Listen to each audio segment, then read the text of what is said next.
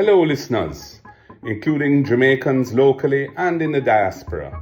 I am Mark Golding, President of the People's National Party and Leader of the Opposition. Every year when budget time comes around, a lot of us switch off. The big numbers, the technical language, it can all feel like it has nothing to do with your real life. I get that. But this year, I really want you to lean in. Building back better than before is our plan, built around things that actually matter to you: the cost of living, housing and land, education and healthcare, the future your children deserve. This isn't just a matter for economists or politicians, it's a plan for the country, the community, the market, business places, for every Jamaican who gets up every morning and puts in the work. So stay with me. What you're about to hear was written with you in mind.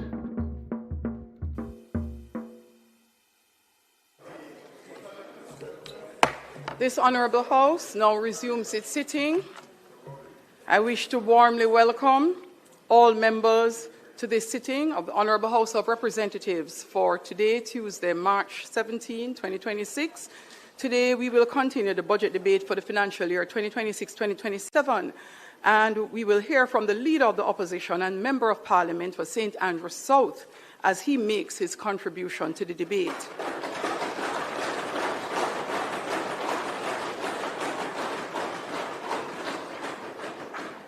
It is always expected that members will maintain the standards of this Honourable House, and those seated in the gallery as well, members in respect of the standing orders as well as practice and procedures previously established. I would like to extend a special welcome to Mrs. Sandra Golding and members of the Golding family.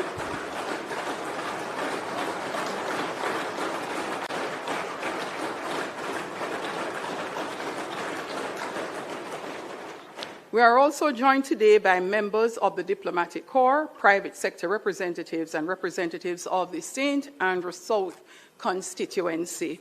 Welcome to the houses. For all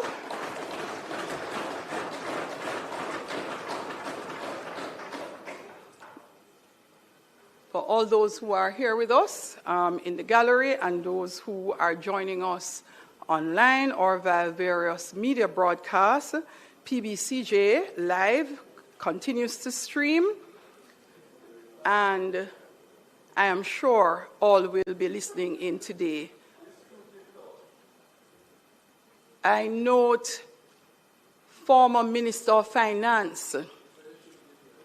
He stepped out? He is here. He stepped out for a little. So Omar Davis, former Member of Parliament and Minister of Finance, is here. I don't know. I think that former Member of Parliament, Morris Guy, just loves to come here to see me.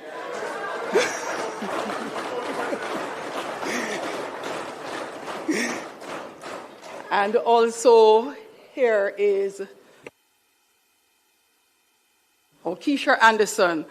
Keisha is a senator currently sitting in the House of Parliament. Honourable Senator, welcome.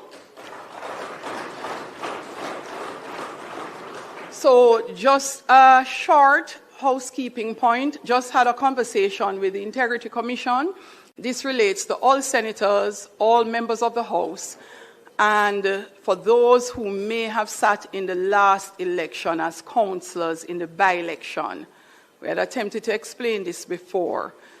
Members, you are not required to submit any returns to the Integrity Commission as at 31st December 2025, which would normally have been due on the 31st of March 2026. The reason is the submissions we made as at September stands as the submission, and those will last us until March of 2027, when we will submit for 31st December 2026.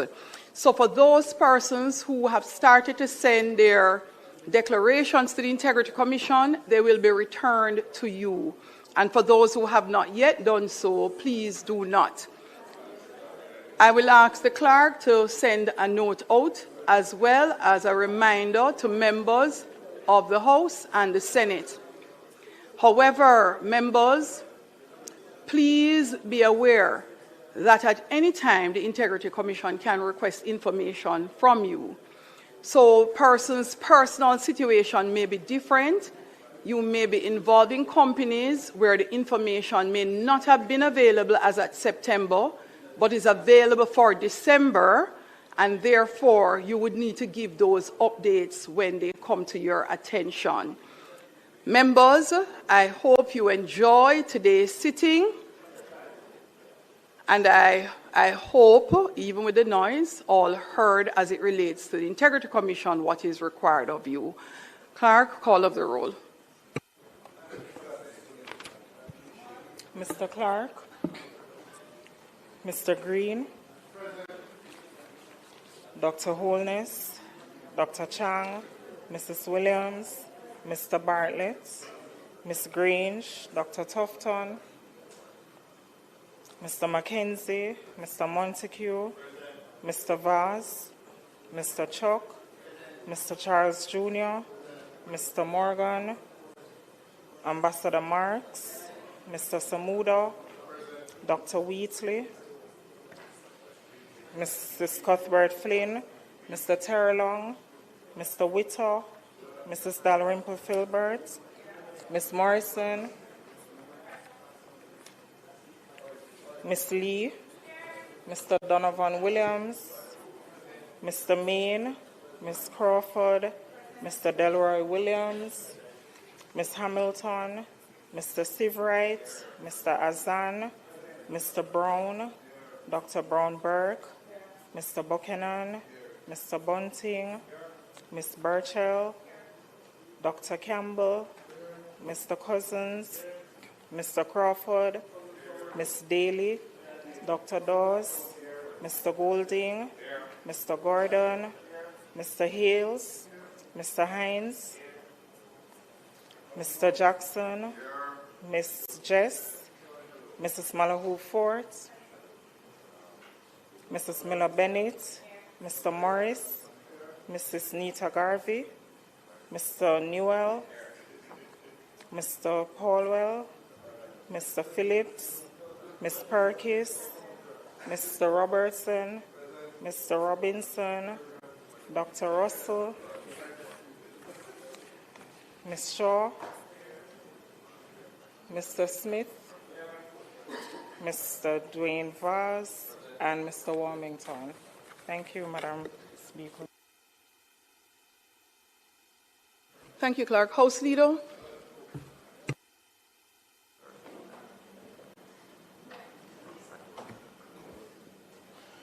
Madam Speaker, we could just go through the agenda to public business.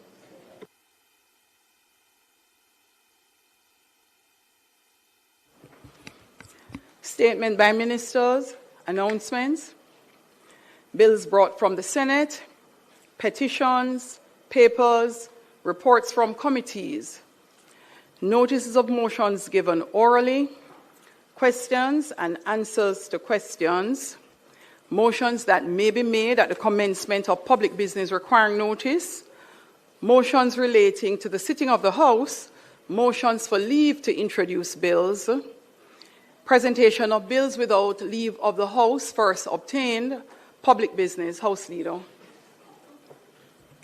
Thank you, Madam Speaker. Let me join in welcoming the family of the Leader of the Opposition, Mrs. Sandra Golding, and the children of the Leader to the House, and also former Member of Parliament and former Minister of Finance, Omar Davis, and Member Guy is here, Senator Keisha. I also seen Donna Scott Motley, former Senator. Good to have you here with us. And other members of the diplomatic corps that may have joined us. Today we will continue the budget debate with the contribution from Mr. Mark Golden, Leader of the Opposition. I ask that he be allowed to speak until the completion of his presentation so that the time be suspended. Those in favor? Aye. Those against? Ayes have it.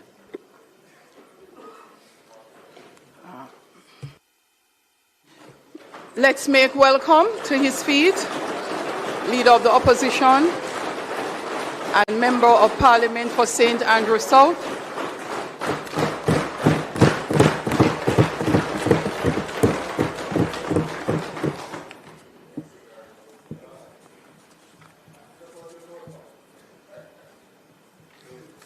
Thank you, Madam Speaker. Madam Speaker, I just want to begin by thanking God Almighty for his blessings, for having enabled us all to be here, and for having enabled me to continue in the role that I play. And may he continue to show us his love and bless us with strength and commitment to do right by our beloved country, Jamaica.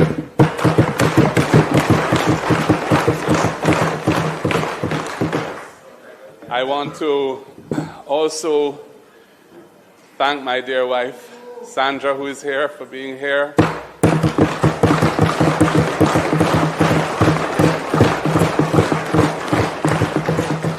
Two of my children who are here as well, Tasman and Benjamin.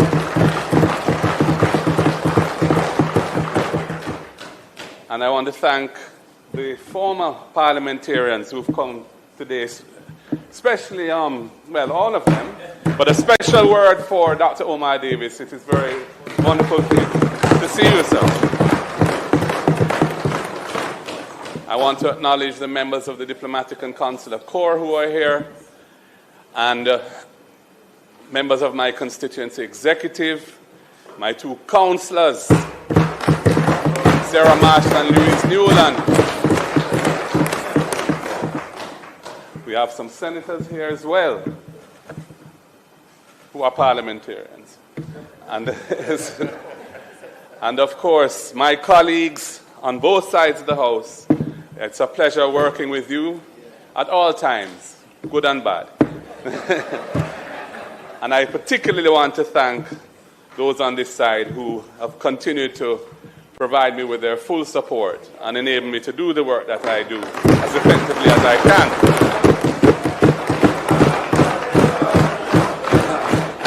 I want to thank the staff of Parliament for the role they play in enabling us to serve as elected and appointed representatives.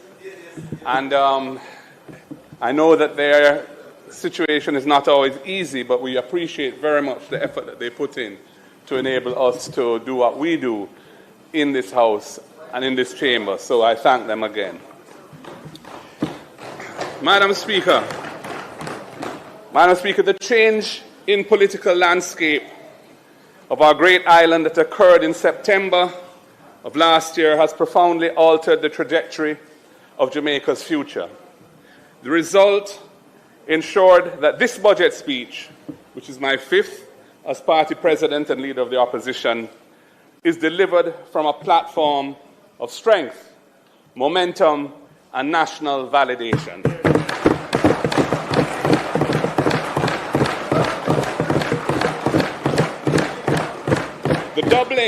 The doubling of the People's National Party's seat count is living, breathing proof that our national movement is once again firmly on a path to assuming the responsibilities of government. The work put in since 2020 has borne bountiful fruit and reset deep roots in all corners of Jamaica. It is now surely a matter of when, not if.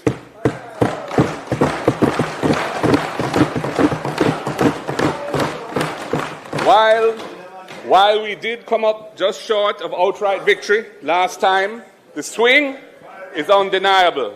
Over 100,000 more votes for the People's National Party than 5 years ago.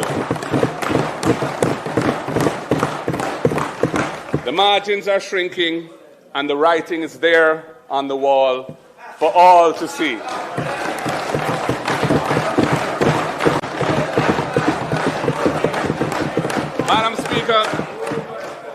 Madam Speaker, the 2025 general election ushered in a new generation of parliamentarians, along with several who had suffered temporary setbacks in the COVID election of 2020. We have dynamic, energized and eager new faces to deliver. These voices ranging from the grill in the west to the eastern tip of Portland. And they have connected with voters and empathized with their needs, their goals, and their dreams. Unlike so many of the debutants seen in this House after the 2020 COVID election, they are very much here to stay.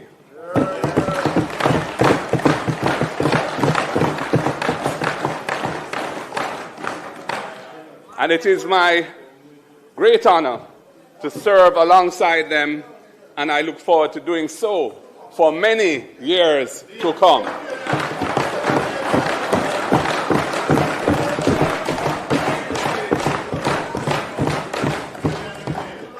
The combination, Madam Speaker, the combination of these youthful, ambitious souls with the experienced and slightly more grey hands of the previous generation, including myself and my fellow long-term PNP stalwarts, has created a parliamentary team for the times that we are living in, ready to hold this government to maximum accountability and to guide the direction that this House flows in, even from these opposition benches.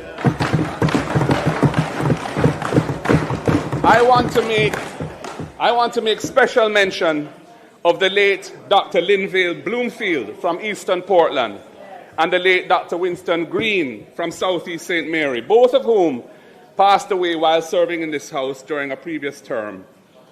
Dr. Bloomfield having been murdered and no one having been brought to justice for his murder to date. The by-elections that occurred after their untimely passings resulted in Green victories. But in 2025, Isaac Buchanan and Chris Brown, in two famous victories, took back what was lost. We dedicate those victories to those two fallen servants of Jamaica.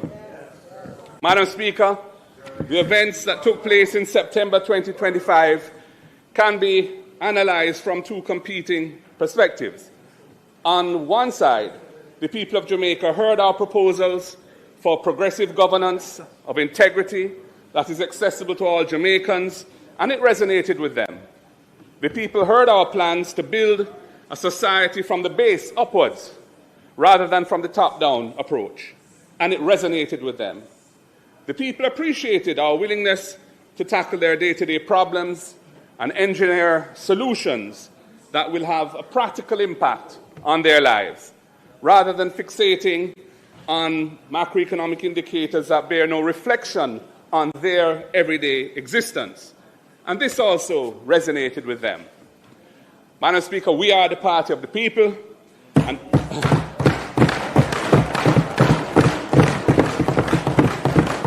the people saw our eyes firmly locked on the future. They saw the government looking out for themselves and their interests, and contrasted that with the solution-oriented approach from the party of the rising sun. And while we came up just short, and only a few members on that side know the truth as to why, the writing, as I've said, is very much on the wall. Madam Speaker, gone are the days of intensely partisan, quasi-authoritarian governance that held sway when the opposition only held 14 seats. Gone are the days of arrogant sneers from the government benches when certain politically aligned media houses flood the airwaves with misinformation about disunity on this side. Well, they are now solid like a rock.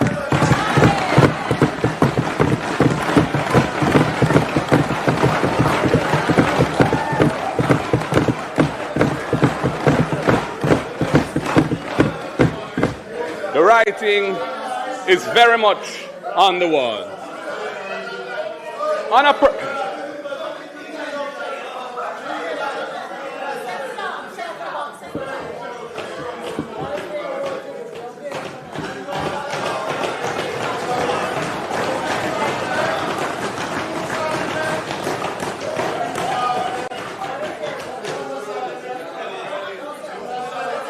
Glad you made it.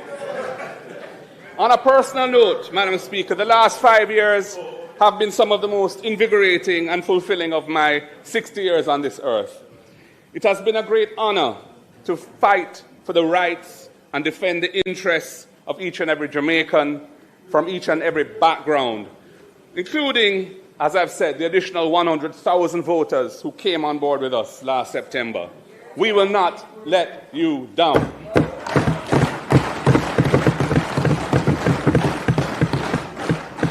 And as I say these things, I again have to give thanks and praise to the Almighty.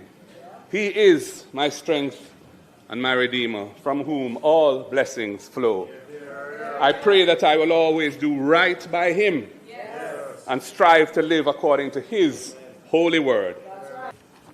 Madam Speaker, the joys of serving the people in confronting the difficult challenges faced by our beloved nation, the thrill of competing for the highest office in this land, the honorable sparring with my formidable rivals, whose day must come to come over here, continue to blaze the fire inside me. And now, with this powerful, massive of talent and commitment beside me, I very much look forward to finishing God's mission that we started in 2020 and living up to the legacy of my illustrious predecessors on whose shoulders we all stand.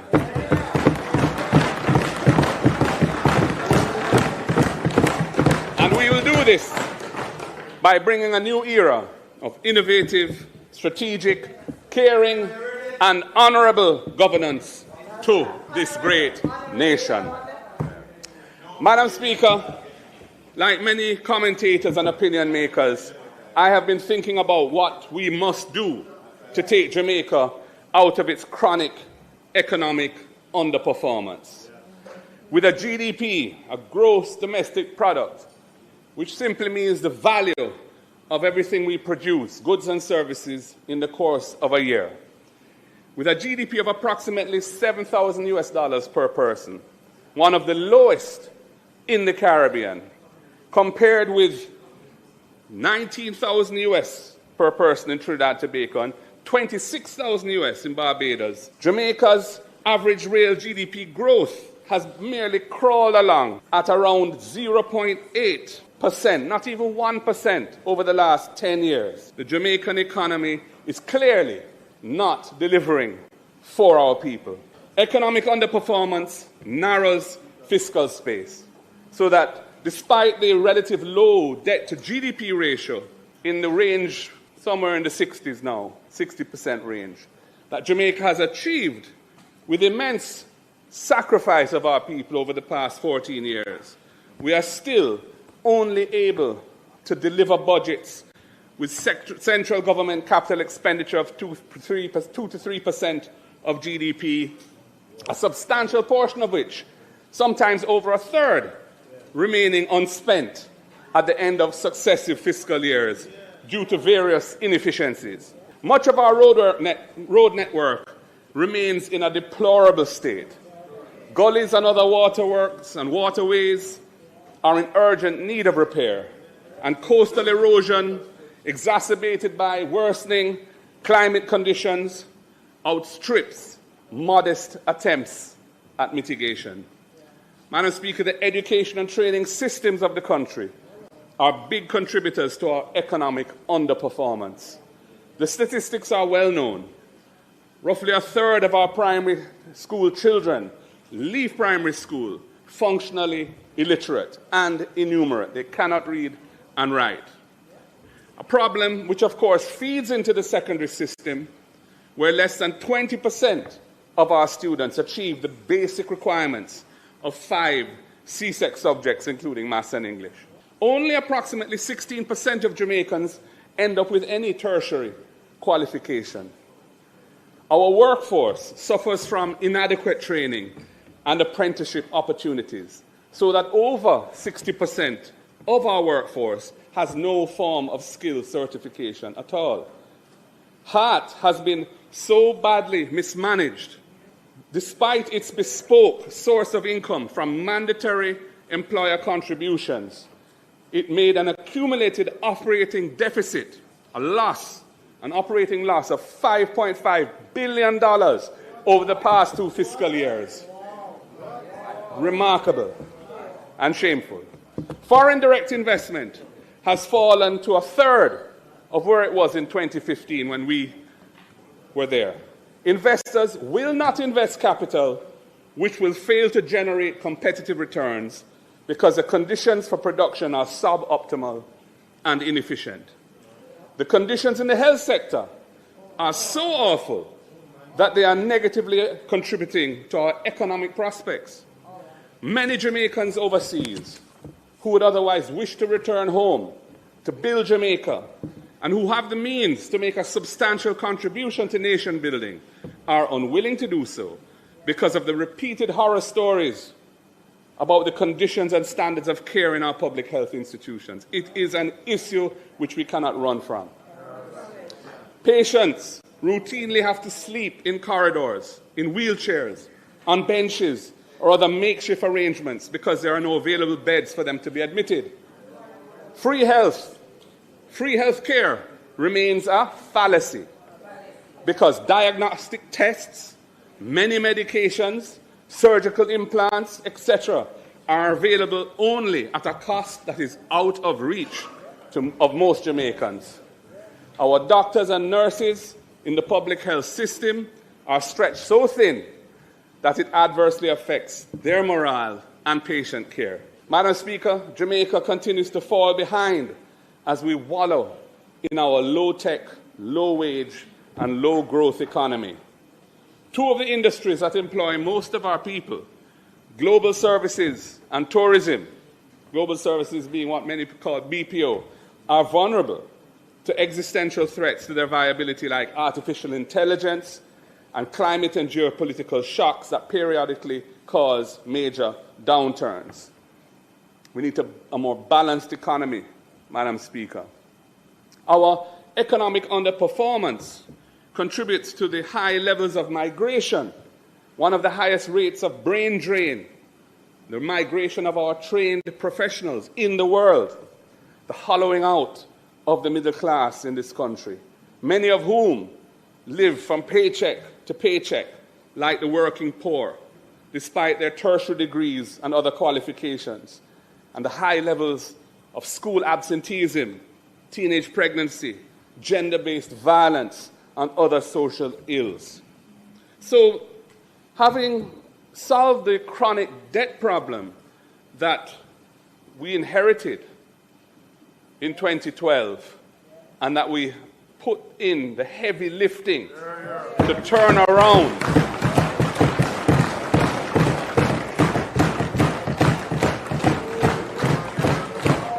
and I pause because I have to acknowledge the work that was done in the last PNP administration under the leadership of Portia Simpson Miller, most honorable,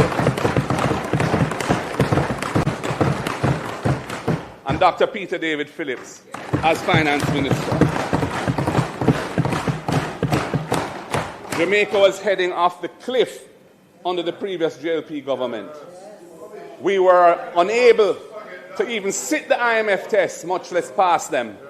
Our name was mud in the international financial community. It took us a year once we came back to office to persuade the financial community that we could be trusted with a new program. And we delivered on that program for Jamaica, and Jamaica has borne fruits from the work we did.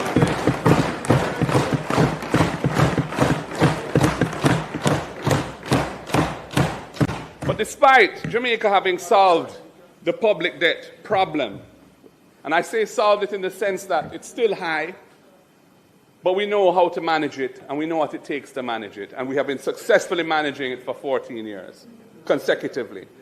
And with the murder rate falling significantly over the past 2 years, nevertheless, Jamaica remains disappointed that there are no signs of a strategic plan to deliver a strong, rapidly growing economy that creates abundant, good opportunities for our people here at home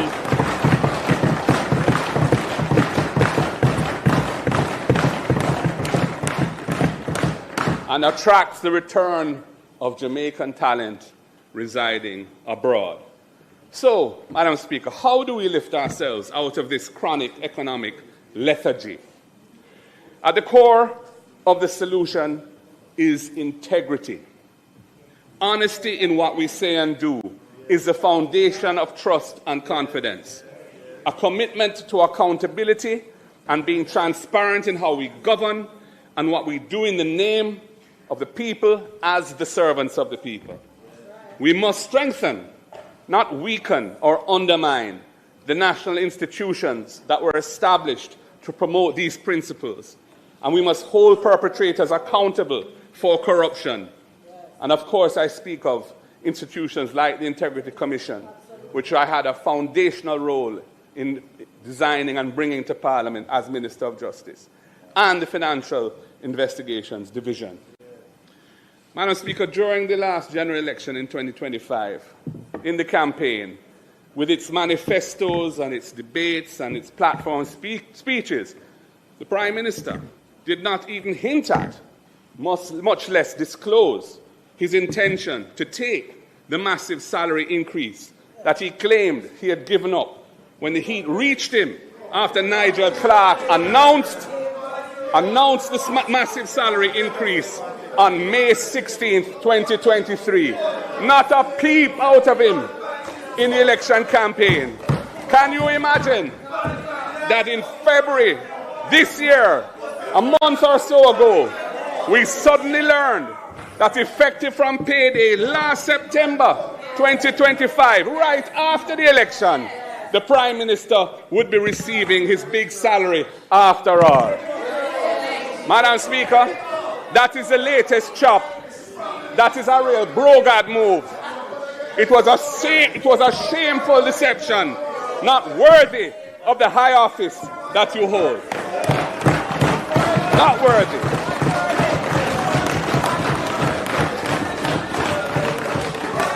Madam Speaker, as leaders,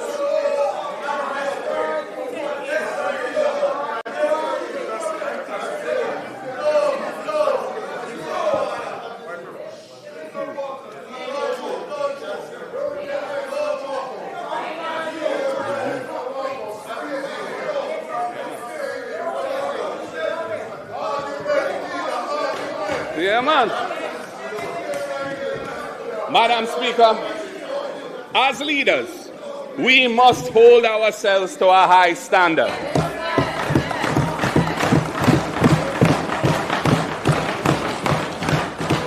And we should be quick to do the right thing by leaving the scene when transgressions come to light which are not compatible with clean and honest government in Jamaica today.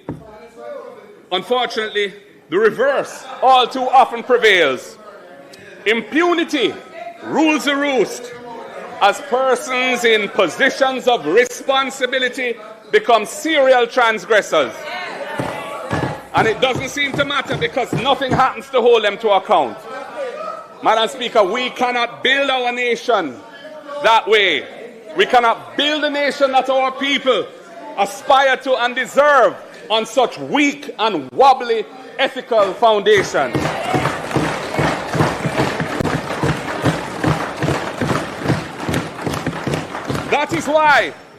That is why we on this side have signed the Leadership Code of Conduct produced by the Integrity Commission.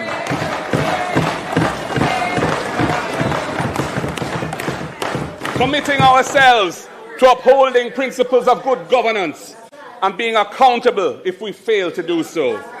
You should be further strengthening the anti-corruption arsenal by introducing the important tool of unexplained wealth orders to further reinforce the tools available to law enforcement now for recovering illegally obtained income and wealth. That was agreed upon by both sides in 2019, but you have cast it asunder. Why have you abandoned the procedures of impeachment of parliamentarians?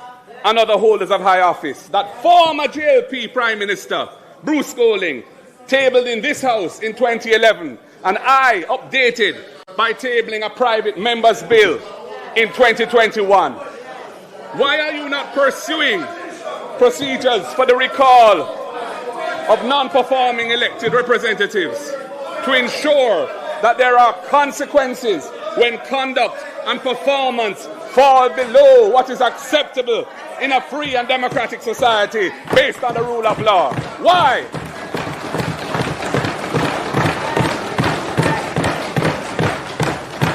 We remain committed to these reforms that enhance accountability and good governance. I ask again, why have you not joined in our call for strong public education to promote wholesome values and attitudes based on love and respect for our fellow citizens, and playing by the rules or changing those rules if they're not fit for purpose? Why have you not joined with that? In my budget debate presentation last year, I stated a critical dimension which concerns many people a great deal, and which I feel compelled to address, is what may be referred to as the moral decay of the social fabric of our country. It is manifested in a lack of respect and care in how we treat each other, the callousness of the behavior we see around us every day, and the corruption that has taken over the affairs of the nation. Indeed, it has everything to do with the values we uphold, which uphold our society and our attitudes to life and to each other in our society. That is what I said then. Former Prime Minister Percival James Patterson tried with a values and attitudes program. Sadly, it was sacrificed on the altar of partisan politics. And I think former Prime Minister Bruce Golding has acknowledged his regret about that. I remain committed to pursuing a national effort for a non-political movement that embraces principles and practices for the spiritual, moral, and ethical upliftment of Jamaica. I am committed to that. Politicians should not seek to lead that movement, as experience has taught us that the approach of politicians leading it would likely mean it doesn't get off the ground. But it must be supported, it must be facilitated, and it must be championed by the government of the day. And you are failing to do so. As I said last year, Madam Speaker, our vision is that this movement will be led by spiritual and civic leaders who have the reputation, credibility, commitment, and desire to do so. Collectively, we must raise the bar as champions of change and restore the social fabric of this country.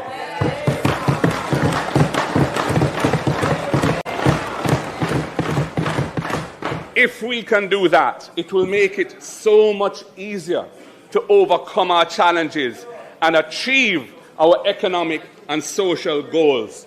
Integrity, Madam Speaker, is at the center of progress, and it is at the center of national development, and it must be at the center of inclusive and sustainable economic growth.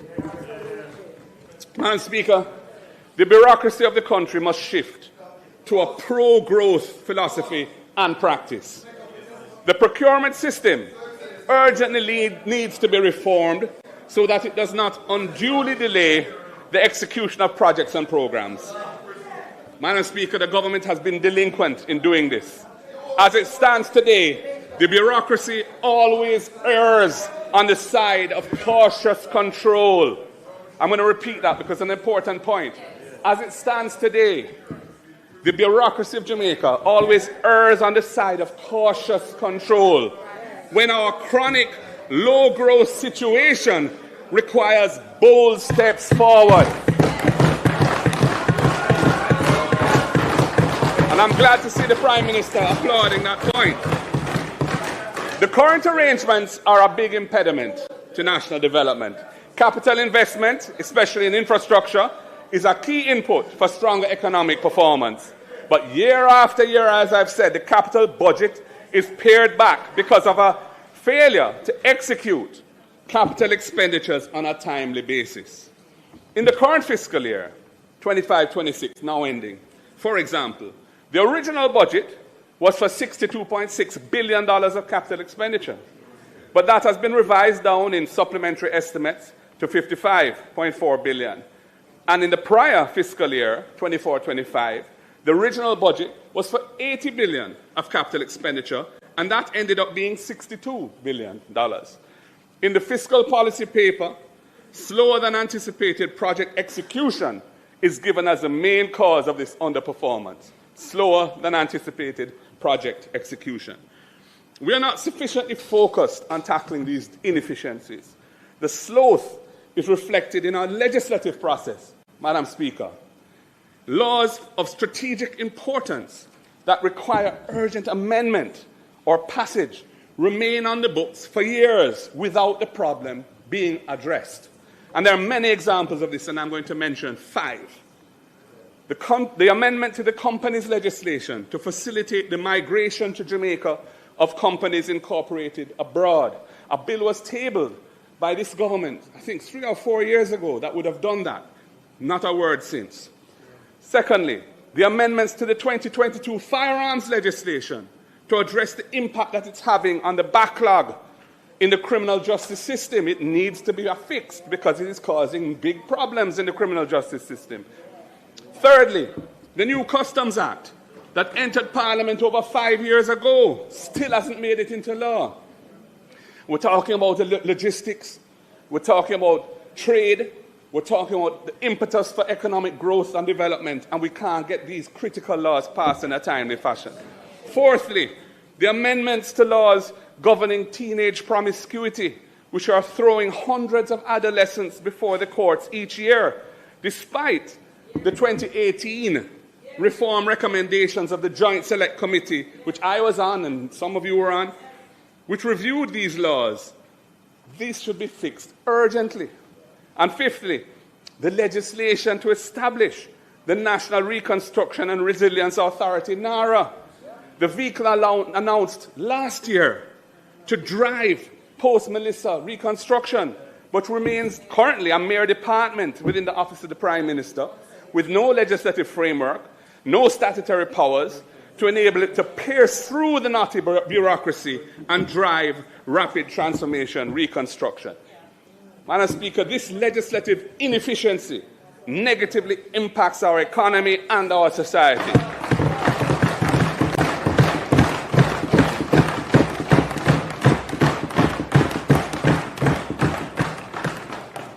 As regards the first of those examples, in its preliminary review of the budget for 26-27, PricewaterhouseCoopers, the international accounting firm, audit firm, commented on the need for initiatives to encourage taxpayers to bring business activities and investments home to Jamaica.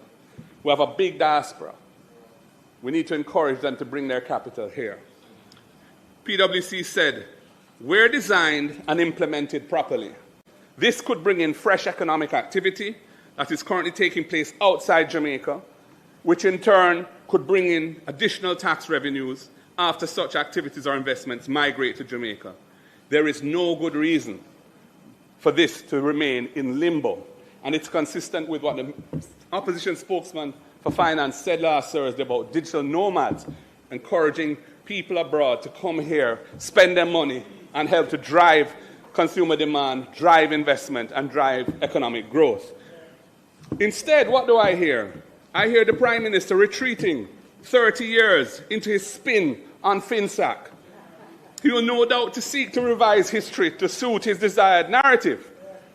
That is a refuge of someone who has run out of ideas.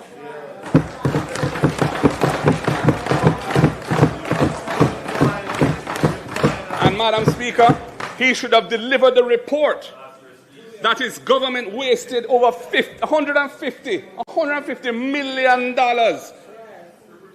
on and never delivered about that story of FinSat. That report has never been delivered. Madam Speaker, the Prime Minister's narrative cannot help Jamaica move forward in this perilous time.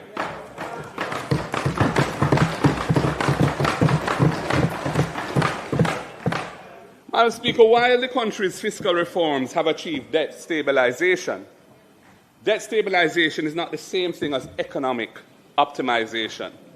As the government's track record shows, debt stabilization can coexist with economic stagnation.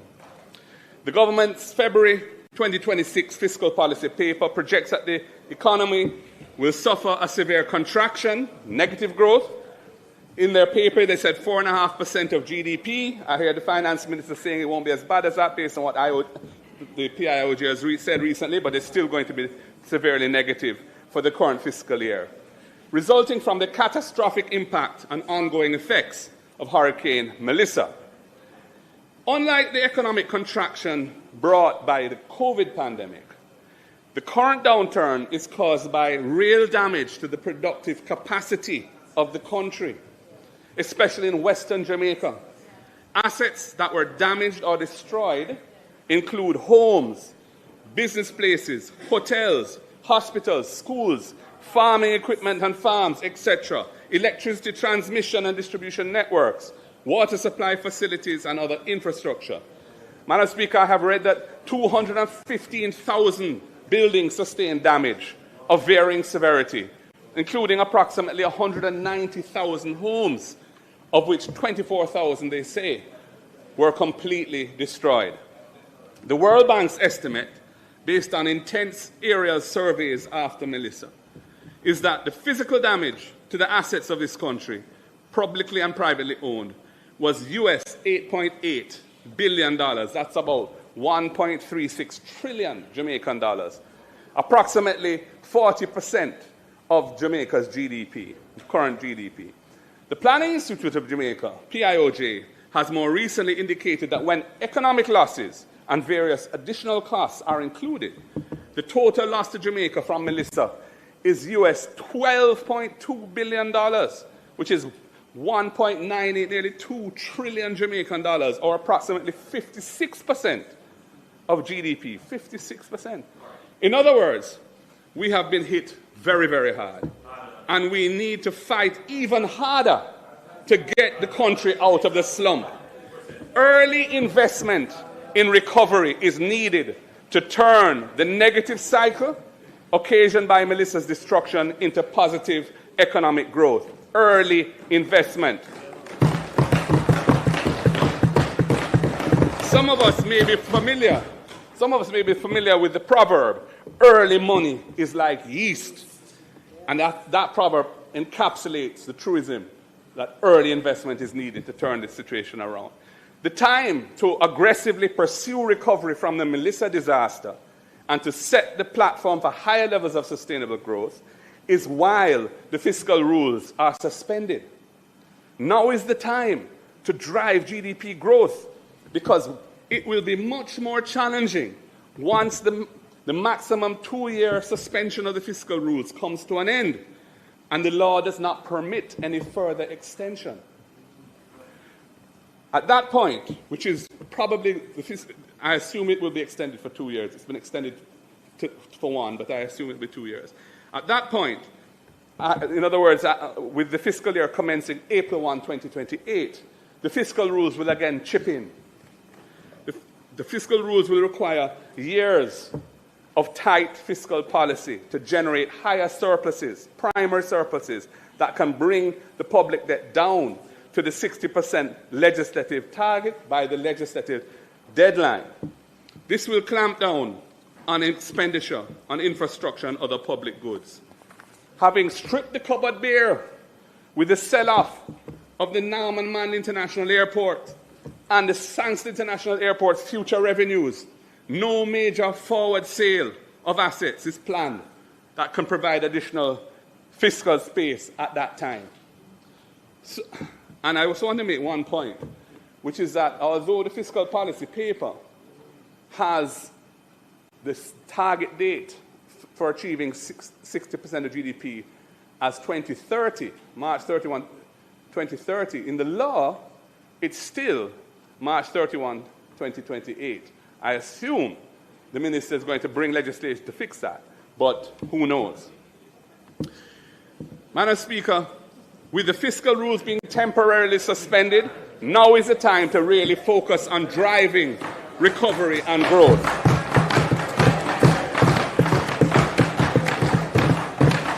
However, that is not the strategy that the government is pursuing. The government's housing repair program, roofs, of $10 billion Jamaican for the current fiscal year, 25-26, is less than 1/3 of 1% of GDP. Less than 1/3 of 1% of GDP. The PIOJ says the damage to Jamaica is 56% of GDP. A $500,000 grant, Jamaican, to households rendered homeless by the storm. It is welcome, but it's also clearly inadequate to rebuild homes. The same is true for the households that suffered major damage and are receiving $200,000 grants towards their repairs, and the $75,000 grants for those who suffered relatively minor damage. All of that money is welcome, no doubt, and we're glad for those who are getting it.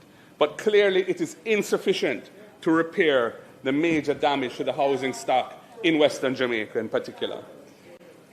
These grants are limited to those households that have been assessed by the Ministry of Labour and Social Security, and the numbers suggest that it will not cover 100% of those who suffered total loss or major damage. Many have not been assessed.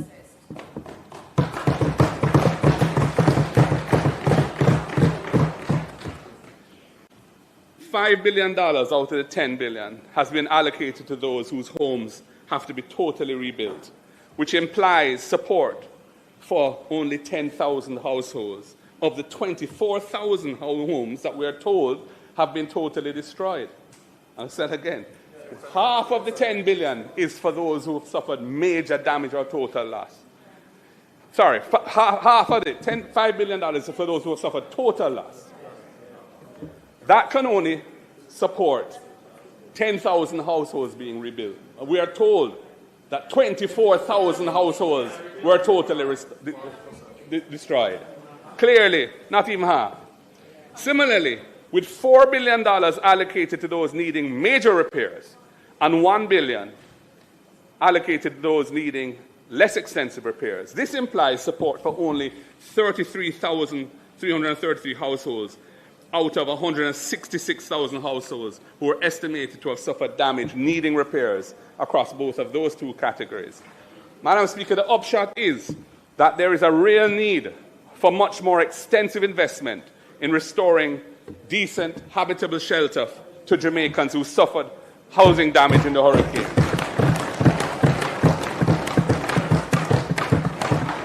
Much of that damage is uninsured.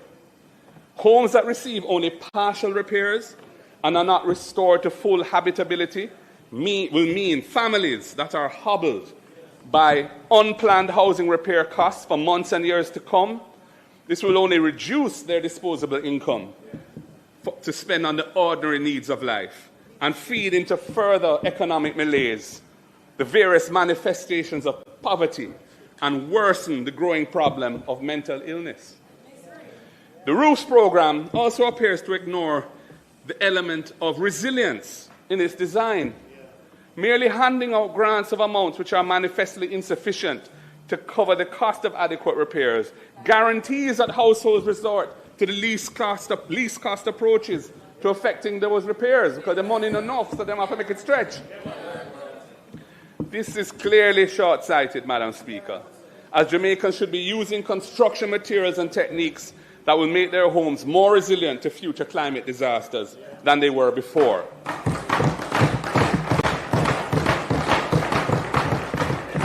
And I ask, where is the guidance and supervision to ensure that basic but effective techniques to ensure greater resilience are followed? I don't see any big public education telling people how to rebuild a roof properly that makes it more resilient in a low-budget way. I don't hear that.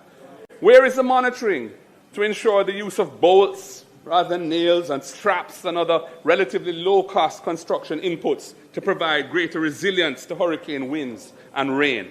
I don't see it. That was 25-26, Madam Speaker. What are we to expect from the budget for the coming 26-27 fiscal year? Well, despite the massive hit to our economy and the growing despair and anger that many thousands of Jamaicans feel who really need help, the budget for the coming year allocates a contingency of $30 billion Jamaican for capital expenditure on recovery from Hurricane Melissa. 30 billion Jamaican dollars. That is less than 1% of GDP. The country suffered 56% of GDP loss, including 40% of physical asset loss.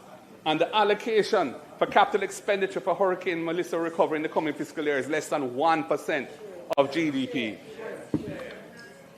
The budget also brings a tax package of $18 billion at a time when the economy is reeling from Melissa and the war in the Middle East is threatening to drive up the cost of living.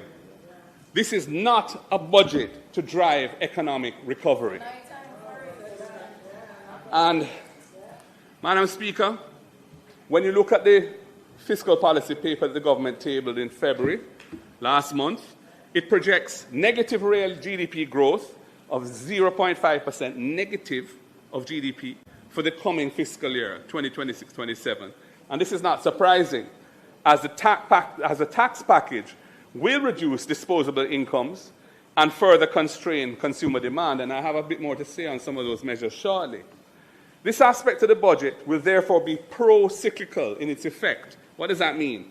It will suppress consumer demand and reinforce the downward spiral of the economy rather than pushing against the downward spiral to turn it into a virtuous circle. It is pro-cyclical instead of counter-cyclical when the cycle is heading in the wrong direction.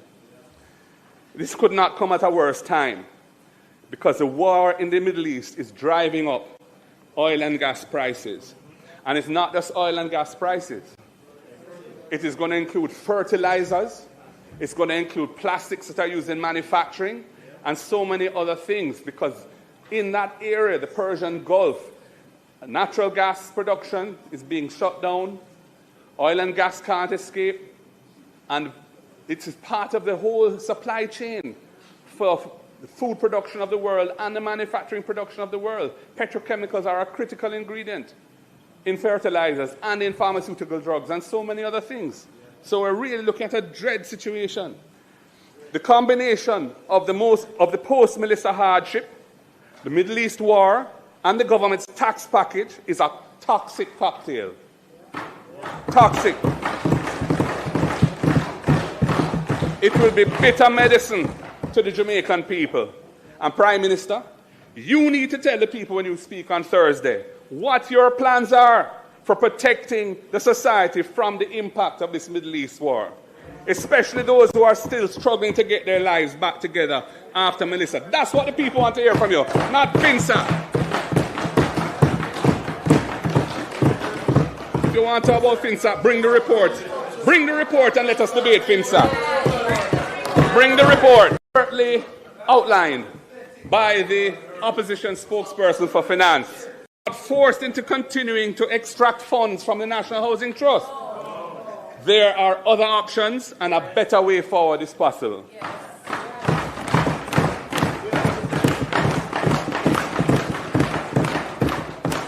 Our finance spokesperson, rather than unimaginative bookkeeping solutions, the government could have avoided imposing 29.4 extraction on the Jamaican people for the coming fiscal year. As he has shown, there is a better way. The impact on the debt-to-GDP ratio of financing the gap without resorting to additional taxation is minimal, a mere 0.44% of GDP. Our approach would leave more money in the pockets of the Jamaican people and more reserves in the National Housing Trust to help reverse the negative GDP growth that Jamaica is now suffering and drive recovery at a faster rate. We have a better plan. A better plan. Madam Speaker, looking at the tax measures, sweetened beverages, and will mainly come out of the pockets of low-income households. Similarly, 3.6 billion Jamaican dollars is increasing as an increase in the Environmental Protection Levy, the EPL, which will be borne by consumers again, when manufacturers and importers pass on those costs to consumers. Jamaicans are already facing hard times with a cost of living crisis after the Melissa disaster. It's going to be made even worse by this tax package that the government is imposing on the people. These revenue measures will have an inflationary impact, pushing up the cost of living on the Jamaican people at a time when the cost of living is spiking due to the war in the Middle East. As I've said, bitter medicine is on its way. As our finance spokesman pointed out, despite the way that these measures have been sold to the public, neither of the taxes on sweetened beverages or the environmental protection levy, neither of them is designed in a way which will improve public health or not on the amount of sugar in the liquid. Furthermore, the mere fact that the government intends to collect this tax, which is how it's funding its budget, and they're not seeking to reduce consumption. And I wanted to show 500 milliliters, which is half a litre, make 1 litre, and cost $200. More than gas in Jamaica, and cost $200. A litre of gas at the pump is $185. Water costs more than gas in Jamaica.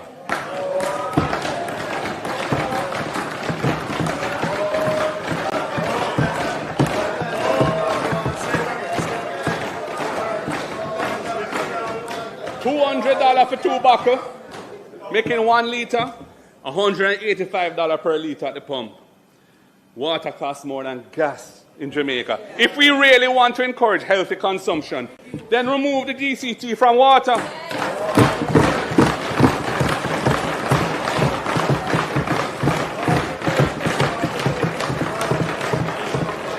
And other healthy alternatives so that the people can afford to buy them. The Environmental Protection Levy, the EPL, has nothing to do with environmental protection. Despite its name, the money goes straight into the consolidated fund as general revenue. It's not earmarked for any environmental cause whatsoever. It's just like any other tax. And it's used to fund expenditures generally, not to fund environmental expenditures in particular. Furthermore, the announced change to the EPL will favor importers and make local manufacturers less competitive. And that is a very bad thing. We need to encourage local manufacturing and value added here, not importing value added from abroad. We need to drive growth and create wealth in the country. As it stands now, the EPL is applied to 100% of the CIF value of imports, but is applied to 75% of the sale price of locally manufactured goods. This differential, 100% on the imports, CIF value, 75% on the sale price of locally manufactured goods, that differential recognizes different positions that are occupied by importers and manufacturers in the local supply chain. Importers add their profit margin to the CIF value, and there then may be additional margins added by distributors and possibly retailers. Applying the EPL to 75% of the local manufacturer good price seeks to level the playing field, as the manufacturer sale price includes all of the value added of their input costs and their project margin. The government is now moving to apply the EPL, the Environmental Protection Levy, to 100% of the sale price of locally manufactured goods, from 75 to 100%. Also, it is increasing the rate of the EPL from half of 1% to 0.8%. That's a 60% increase in the rate. This means that the cost burden of the EPL to local manufacturers will be greater than it is to importers, favoring imports over local manufacturing of competing products, of exchangeable products. This is a major design flaw in the new tax, and it needs to be corrected. And I'm calling the Minister of Finance to correct it.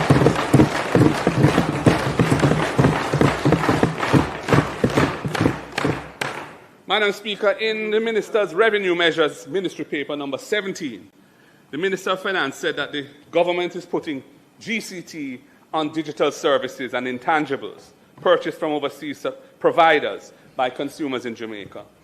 It says that this is projected to raise 300 million Jamaican dollars in the last quarter of the coming fiscal year. That's between January and March 2027. And $4.2 billion in the following fiscal year, 27-28. But in her budget speech last Tuesday, the minister spread confusion and muddied the waters by seeking to justify this new tax as protecting local retailers. How can imposing GCT on digital services help local retailers? It is policy incoherence. And in 2024, their government already provided an incentive for imported goods that are purchased online. They doubled the customs duty threshold from $50 US to $100 US. So they're moving in two competing directions. But the truth of the matter is that if it's a digital services tax on intangibles, it really has no impact on retailers. Madam Speaker, I want to say a little bit about the draining of the National Housing Trust. This year, we celebrate the 50th anniversary of the establishment of the National Housing Trust.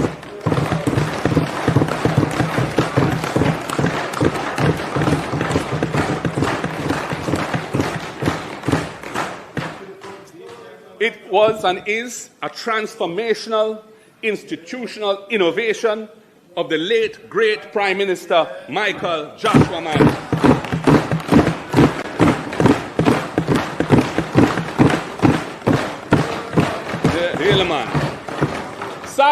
Sadly, the budget for the coming fiscal year 26-27 again includes non-tax revenue of 11.4 billion Jamaican dollars in the form of a transfer of resources out of the National Housing Trust to the government's coffers to pay its housekeeping expenses. We must recall that this was originally introduced in 2013 as a temporary 4-year measure ending in 2017. It was written into the law as a 4-year measure. It was necessary at that time because we were at the height of Jamaica's debt crisis, when Jamaica was required to achieve primary surplus targets of 7.5% of GDP each year to turn the economy onto a path of debt sustainability. Remember, at that time, the debt was not at 140-odd%, not 60-odd% where it is now. And that was necessary. And it achieved that. And I must tell you, I was in cabinet at the time. We were all very concerned about it. An international accounting firm, independent firm, confirmed to us in writing at the time that the removal of the 11.4 billion per year for 4 years would not undermine the operating performance of the National Housing Trust because of the surpluses it had and the pace at which it was rolling out investment. That is the only basis upon which we were prepared to move with it. 4 years and 4 years only. It achieved the objective, and Jamaica was able to discontinue the borrowing relationship with the IMF in 2017 at the end of our program. Despite those circumstances, the then opposition vehemently criticized it at the time. Vehemently. They even likened it to a bank robbery. And the leader of that party, Andrew Holness, who is now the Prime Minister, said he would never let that happen. He said he would ring-fence the National Housing Trust to prevent its resources from being taken by the government. And he committed to reversing it should he become Prime Minister. Well, he became Prime Minister in 2016, and they have proceeded to amend the law twice to extend it by a further 8 years. And in the throne speech last month, them said they're going to take it for 5 more years again. Oh my God, his words were utterly false. Utterly false.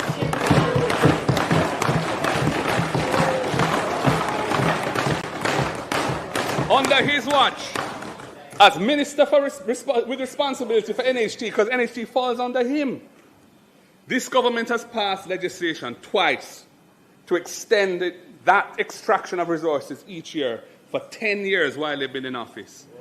In fact, since they came to power in 2016, they have withdrawn $114 billion from the NHT as non-tax revenue.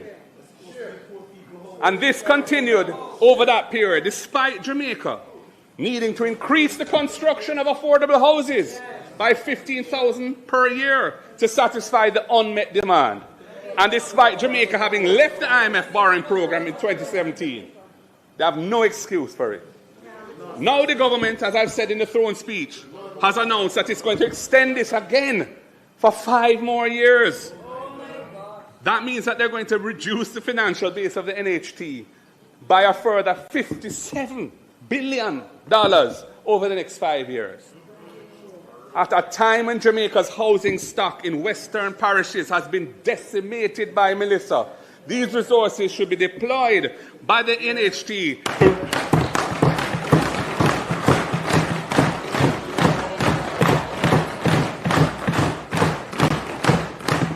to be used to rebuild resilient homes for the many thousands of households who have suffered varying degrees of damage to the houses. Many of them are NHT subscribers. This is not the time to be drawing the money out of NHT to balance the government's fiscal accounts. With a mere $30 billion, less than 1% of GDP allocated in the budget towards Melissa recovery expenditure in the coming fiscal year, the NHT should be empowered and mandated to play a much greater part in restoring resilient shelter in Western Jamaica.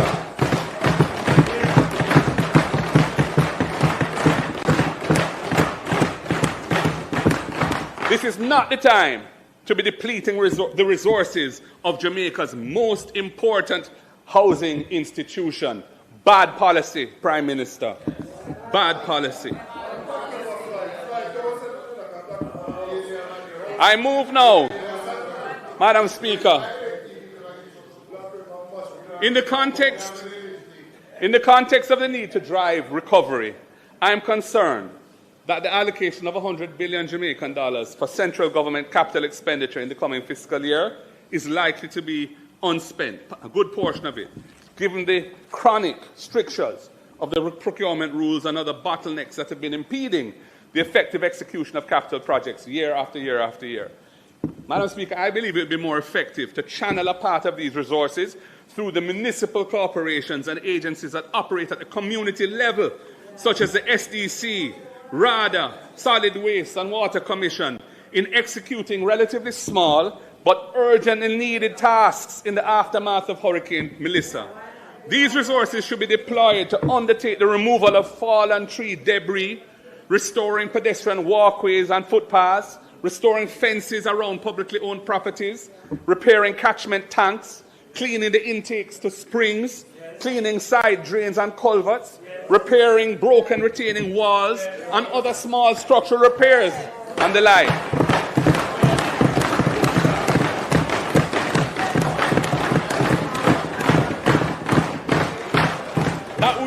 That would repair the environment in which we live, and I mean the living conditions around us. And it would repair the mentality of our people who have to live in squalor and decimation from Melissa. And it would help to, it would be counter-cyclical. It would help to push against the malaise that we're now in and take us out of the slump. Make it a habit. 7 minutes of Tai Chi every morning, all the way for 1 month. In 1 week, you'll feel better. In 2 weeks, you look better. In 1 month, as part of their civic duty. End of quote.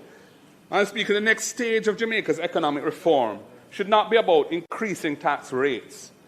That is lazy, unimaginative, and it's an approach being taken by this government which should change its path. We say no to that. It is bad economics and will be damaging to the economy and the Jamaican people in our current circumstances. I think I should remind them, it is the PNP that reduced personal income tax from 33 and a third to 25%.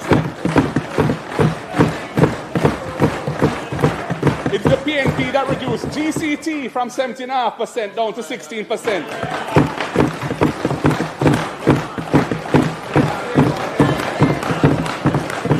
So mash down that lie about we are a high tax. We don't believe in high taxes, but there are times when taxes are necessary, and it was necessary after Bruce Golding and Andrew Hollis drove the economy into a precipice, and we had to fix it.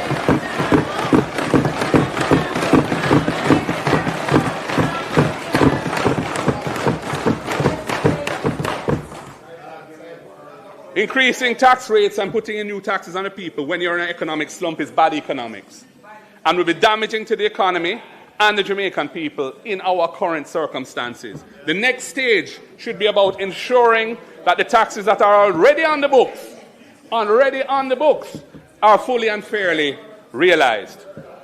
A revenue system should be judged by how much of what is legally due is actually collected consistently, efficiently, and equitably. Where leakage persists, compliant businesses and compliant consumers shoulder a disproportionate burden of the tax. Where there's leakage, where enforcement is episodic, occasional, arbitrary, fairness erodes. Where systems are fragmented, borrowing costs rise, and compliant taxpayers suffer. In my March 2024 budget presentation, I said this to the current Minister of Finance's predecessor. Minister, I said, the current 15th March deadline is pretty rough on everyone who has to file their taxes. Getting the past year's accounts audited and then preparing the tax returns all by the 15th March is really too much of a crunch. An April deadline could ease the pressure significantly. It's time for change. I continue. Other countries have later deadlines, which helps with their budgeting and financial planning. So why not take a leaf out of their book? It would give taxpayers who file more time to get their taxes right and would improve the accuracy of tax filings. It also improves compliance by allowing a more reasonable deadline. It would be a step towards a stronger, more stable economy. End of quote. Madam Speaker, I'm encouraged to make some further recommendations today because in February, a month ago, we passed legislation partially implementing that recommendation. Partially. I say partially because the change in the filing deadline from March to April only applies to taxpayers which are corporations. Individuals and professional firms that operate as partnerships still have to file by the 15th of March. And Madam Speaker, I am encouraging the government to streamline this so that everyone benefits from the more sensible and practical April filing date.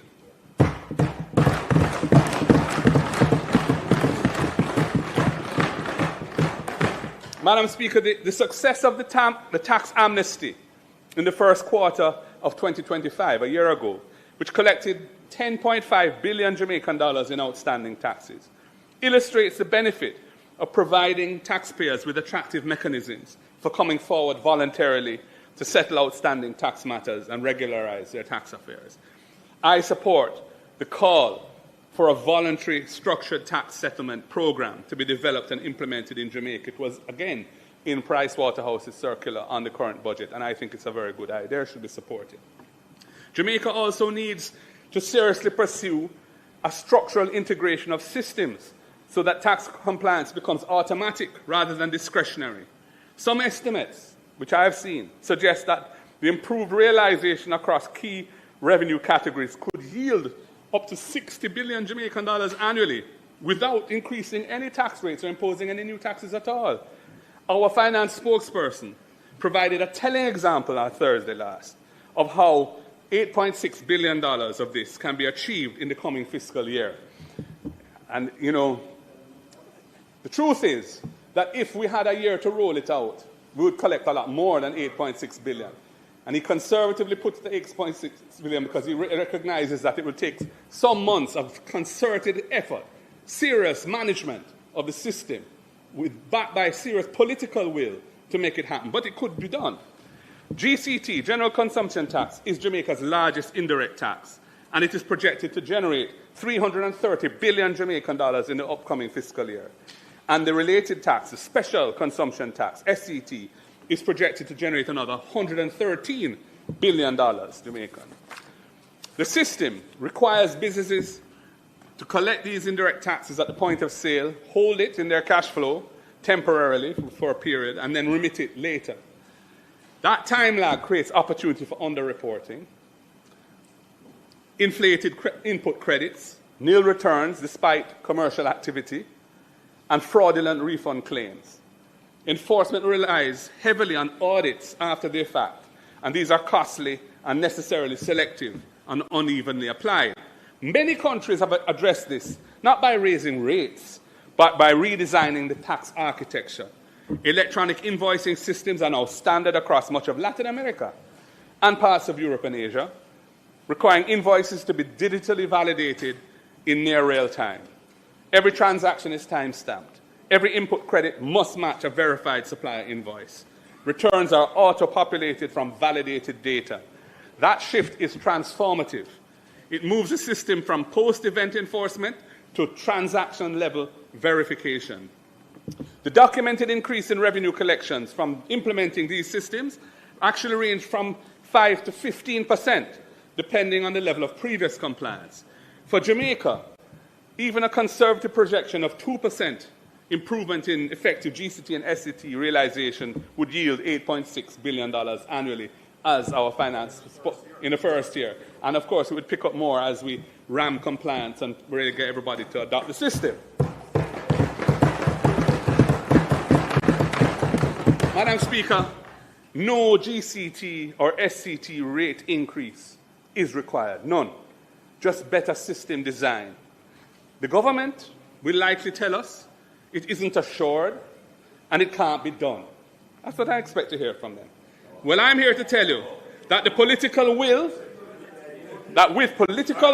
and effective management driven by dynamic and energetic leadership, it could and should be done without delay.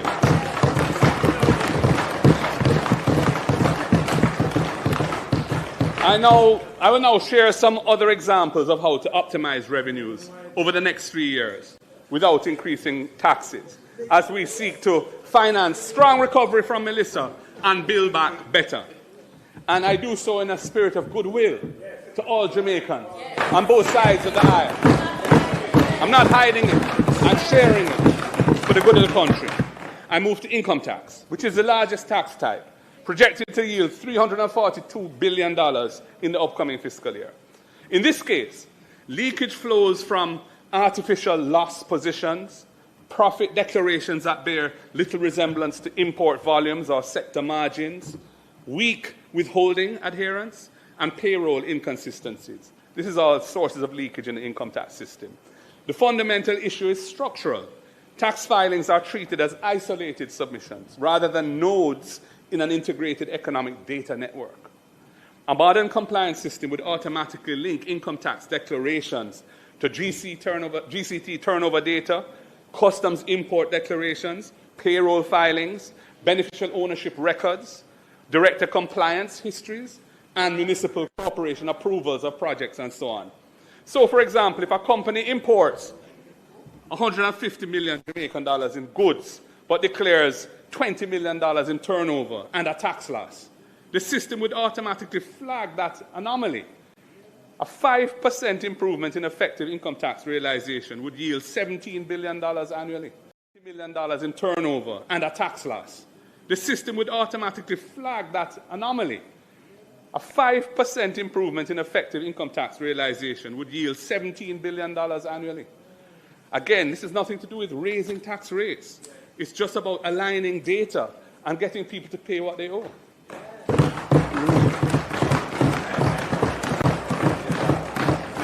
I move to customs duties. Customs duties are projected to earn 78 billion Jamaican dollars in the upcoming fiscal year. And while this is a significant revenue source, the importance of international trade taxes extends beyond the port. When imports are undervalued or misclassified, GCT on imports is understated. Profit margins are distorted. Income tax collections decline. Sector comparisons become unreliable. Digital valuation tools and automated inland reconciliation can address this source of revenue leakage. Import data should inform expected turnover bands and profitability benchmarks automatically. Outliers should be visible in real time. A 10% reduction of customs leakage, would yield $8 billion annually and would also reinforce inland compliance. I move to municipal corporation approvals. Municipal building approvals represent hundreds of billions of dollars in economic activity each year. Municipal building approvals are hundreds of billions of dollars in economic activity each year. Yet they are disconnected from tax reporting systems. A developer may construct $600 million project while filing minimal GCT returns and declaring little or no income. And I think some of us in here probably know about that.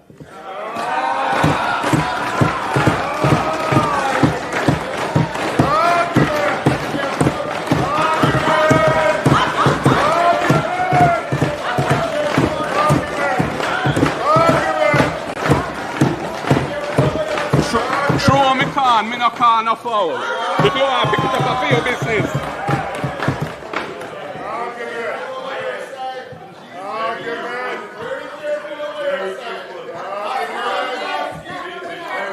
Madam Speaker, connectivity is needed. Once a building permit is issued, the approved value of the project should be logged in the tax system. And returns should be auto-populated through a project disclosure section. Expected material purchases, contractor invoices, payroll should be benchmarked. It is estimated that correcting 5% of underreporting in these activities would yield $3 billion annually. We're leaving a lot of money on the table. Some are benefiting. It is the few. The many are suffering, and it needs to be fixed.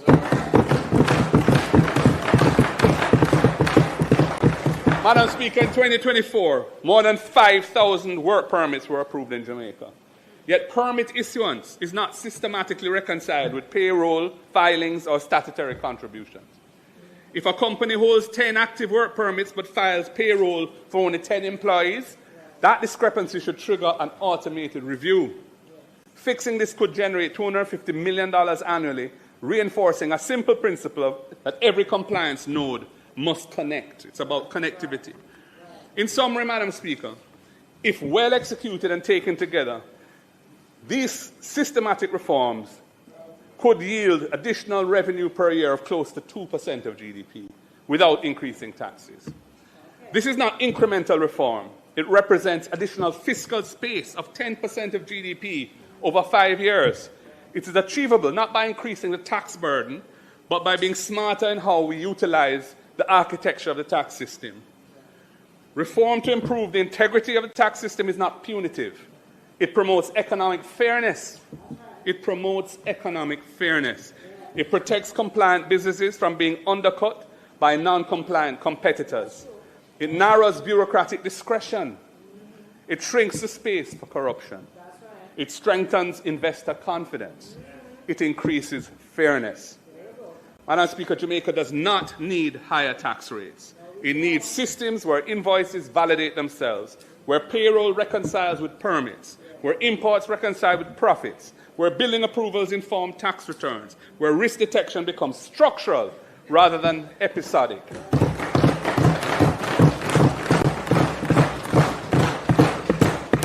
So, Madam Speaker, we think that revenue integrity should be a priority on the fiscal agenda, rather than burdening the population with new taxes in an economic slump, which is what this government is doing. The opportunity is measurable, international precedent is clear, and the fiscal dividend would be very substantial indeed. Madam Speaker, I move to a different subject. The massive Category 5 Hurricane Melissa is now estimated, as I've said, to have caused loss and damage to Jamaica amounting to US $12.2 billion, 2 trillion Jamaican dollars, 56% of our annual GDP, and it has set back Jamaica for years to come. The cost that lies ahead to rebuild and insure against recurring Category 5 and strong storms will be very heavy also. So the question arises, can and will Jamaica have to bear this loss alone, this massive cost for destruction to which we contributed so little? Category 5, Melissa, was not happenstance. It was not an accident. It was a result of decades of certain countries in the world, in the global community, stubbornly resisting scientific consensus that their carbon-releasing activities were leading to catastrophic changes in global climate. They chose to continue substantially unchanged, allowing fossil fuel-based economies to continue unabated, while effectively exporting the climate-related costs to less developed and vulnerable nations like ours and other small island developing states. In earlier times, Madam Speaker, Jamaica was known to have one major hurricane, that's category 4 or above, roughly every 40 years. However, in the 37 years since Hurricane Gilbert in 1988, Jamaica has experienced 4 such systems. There were 2 category 4 hurricanes, Ivan in 2004 and Dean in 2007, then 2 category 5 hurricanes in successive years, Beryl in 2024 and the catastrophic Melissa in 2025. Hurricanes Ivan, Dean, and Beryl caused loss and damage to Jamaica of US $1.079 billion at that time. That was the estimate. Outside of some important voluntary contributions from third parties, which we honor and welcome, Jamaica has borne the cost of the Everybody forget bun, but not just any bun, a good bun. So this Easter, don't walk, run. Go get your yummy Easter bun. One bun to my cheese. Only bun when me get was so sweet. cost substantially on our own because, firstly, the link between CO2 carbon emissions and climate change was not firmly established at that time. And secondly, the legal, scientific, negotiating, technical, and administrative capabilities were not in place to do anything about it. And thirdly, the international legal framework was still in negotiation. Madam Speaker, Hurricane Melissa has created a potentially game-changing shift.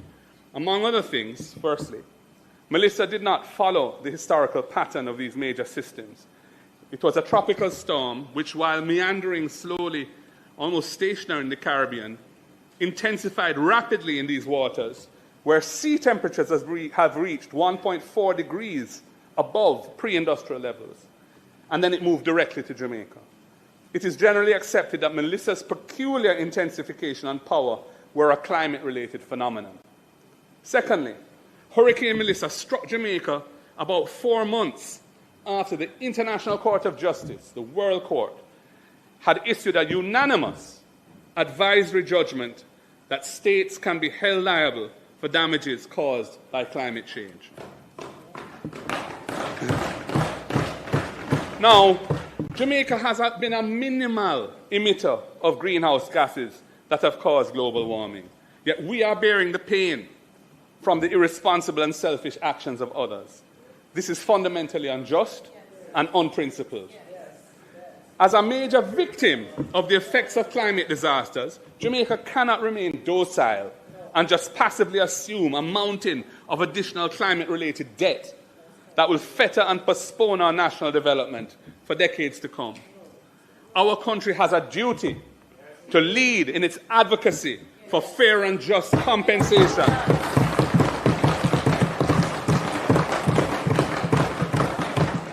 Fair and just compensation from those states who have put us and others like us in this position of extreme vulnerability. In our interests, in our own interests, and out of a duty to other vulnerable countries like ours, which continue to bear the loss and damage from climate change and will continue to bear it, should now assemble a team of the most experienced legal experts and prepare a legal brief on the possibility of recovering compensation for the loss and damage inflicted on us by Melissa. The ICJ, the International Court of Justice, opened the door last year, and we must push that door further open.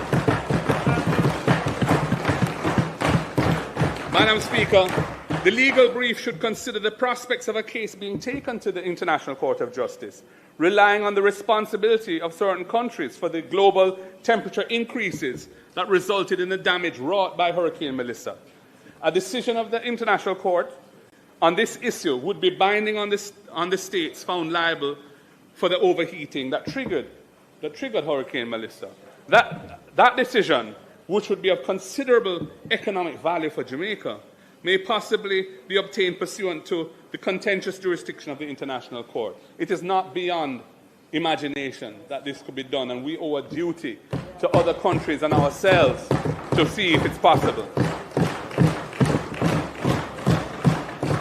Alternatively, but in the same solutions-oriented spirit, the government of Jamaica should assume a leadership position to encourage the United Nations General Assembly to seek the International Court's opinion on the levels of compensation that major contributors to global overheating may be called upon to pay for loss and damage caused to individual countries by changing weather patterns. In the matter of loss and damage caused by the climatic effects of global warming, surely the law and equity are on the side of small developing states that have not contributed in any significant way to this phenomenon. It is the states which are responsible for major fossil fuel emissions who are causing the loss and damage from monster hurricanes like Melissa. As these major states have caused the damage, then it is fitting that they should make reparations for it. This is in keeping with general principles of state responsibility in international law, as well as rules implicit in various treaties on climate change and that are in force today.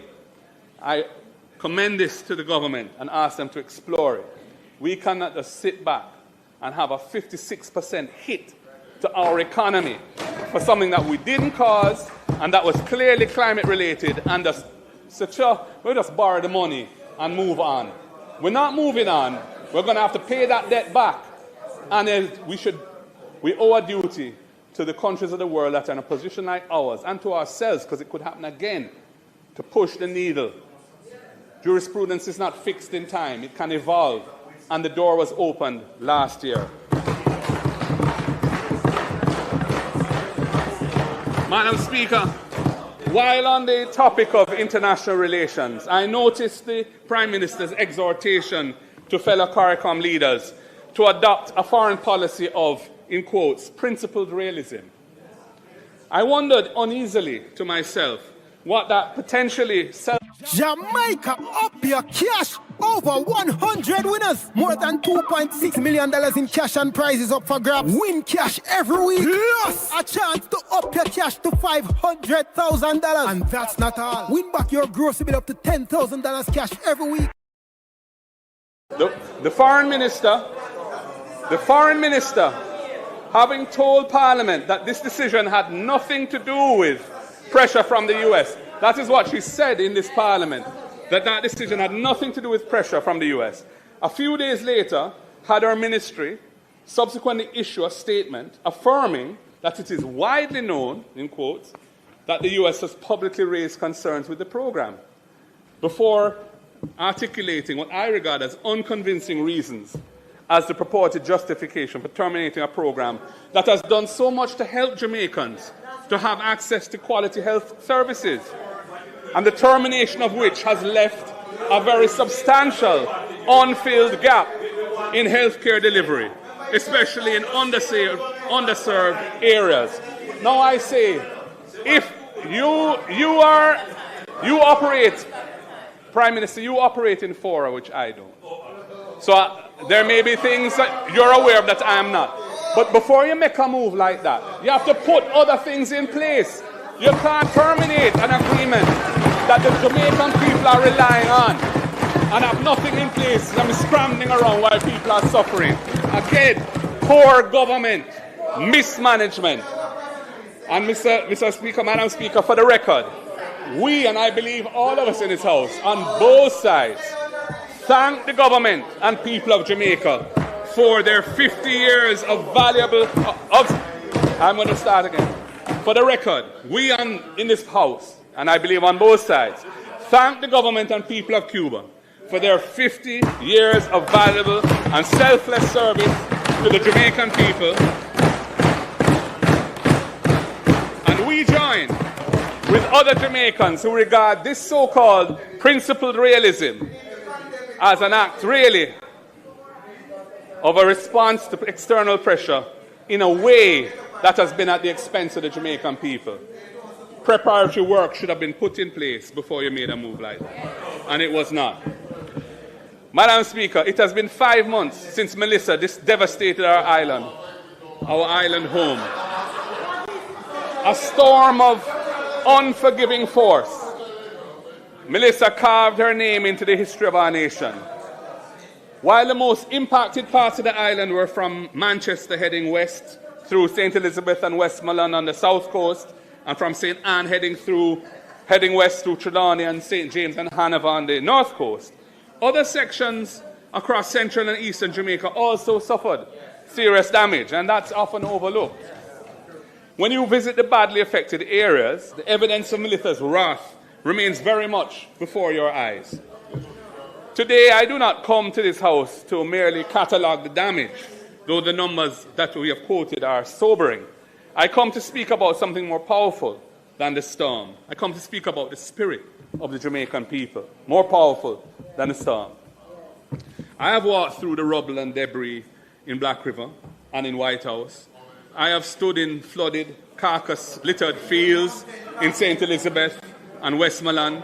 I have listened to traumatized ladies in the shelter at Petersfield High School.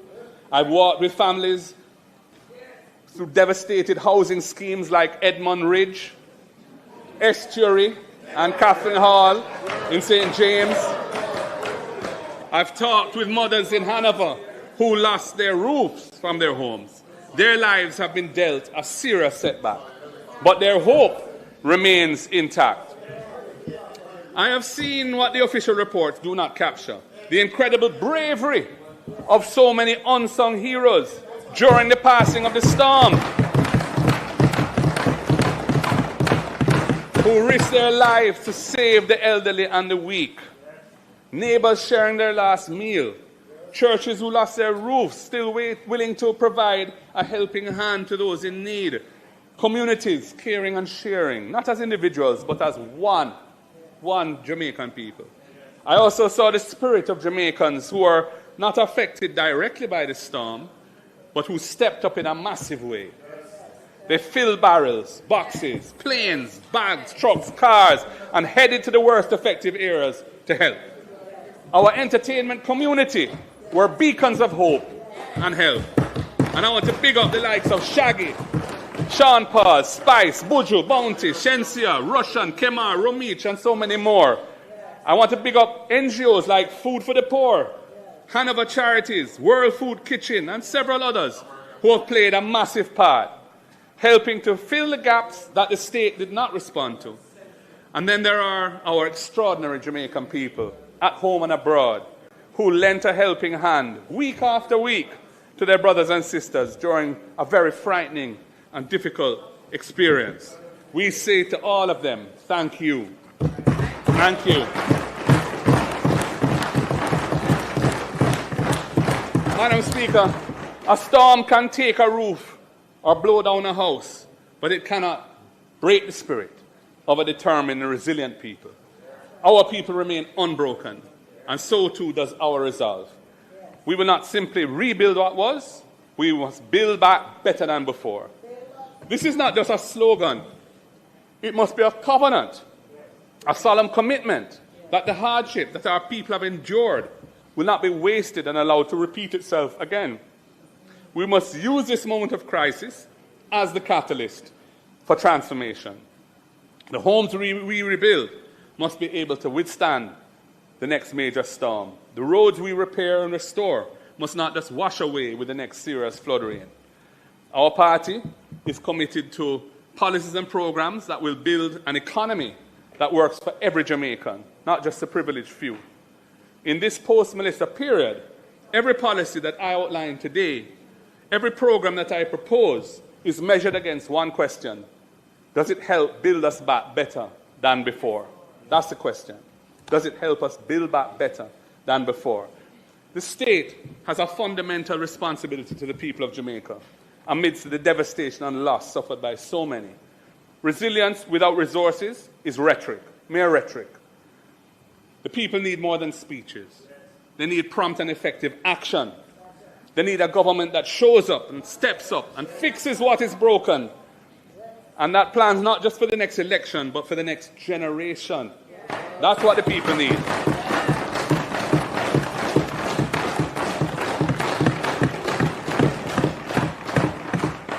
So how do we... It was the last PNP administration that stabilized the economy, which others, including you, Prime Minister, had left in ruins. We did not abandon fiscal discipline in a crisis. We didn't do that. We applied it with greater discernment and precision.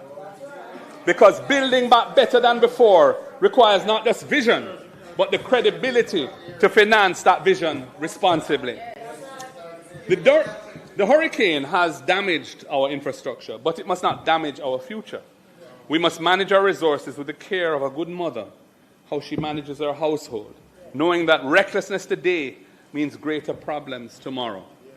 However, in a sharp downturn like the one we are facing now, after a calamity that has damaged the nation's productive capacity, fiscal responsibility does not mean bookkeeping. It doesn't mean excessive fiscal conservatism in this time. It means judicious fiscal decision-making. It means sensible prioritization. It means ensuring that every dollar we spend on public works creates lasting value, not temporary relief that washes away with the next heavy rains. That is what building back better than before demands.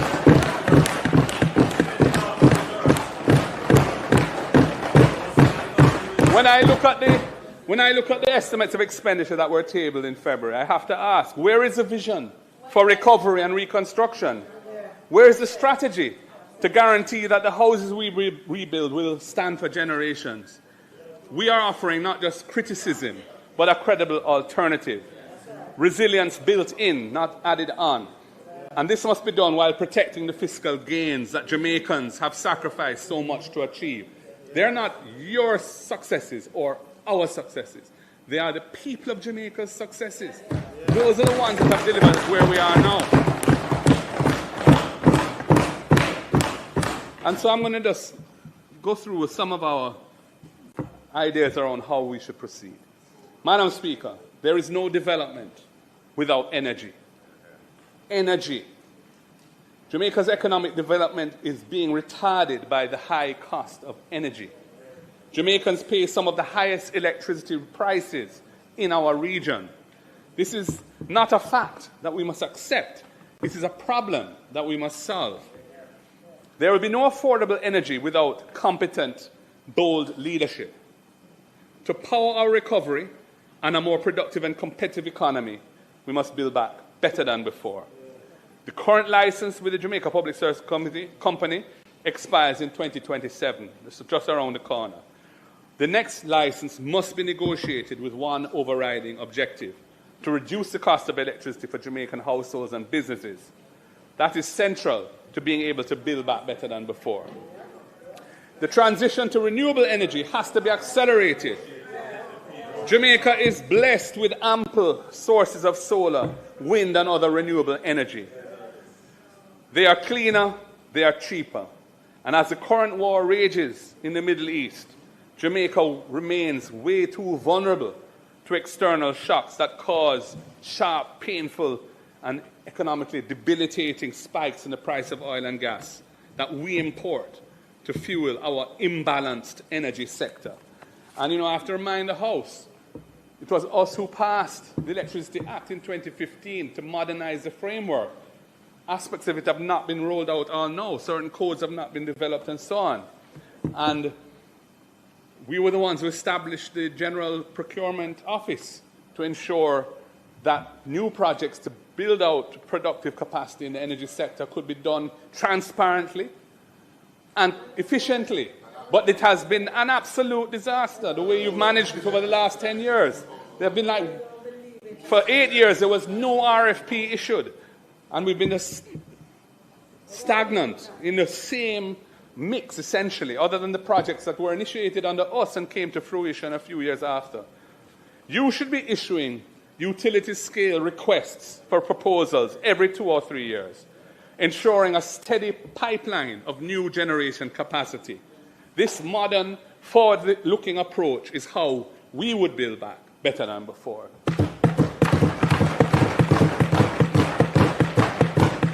You also need to seriously tackle the social dimension of energy poverty.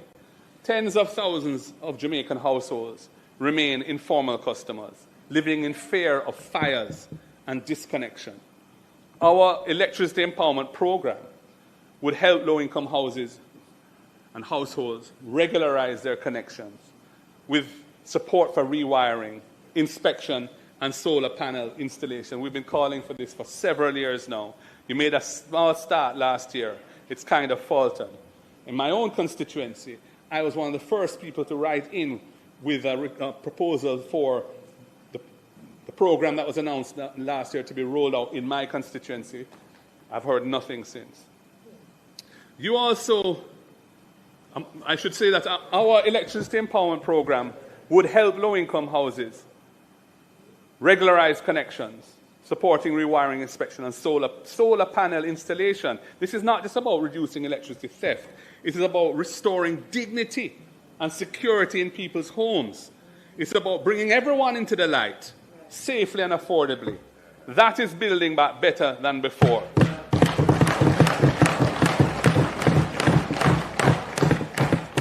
Madam Speaker, looking at the health sector, Jamaica's hospitals in the public health system are in a shockingly bad state.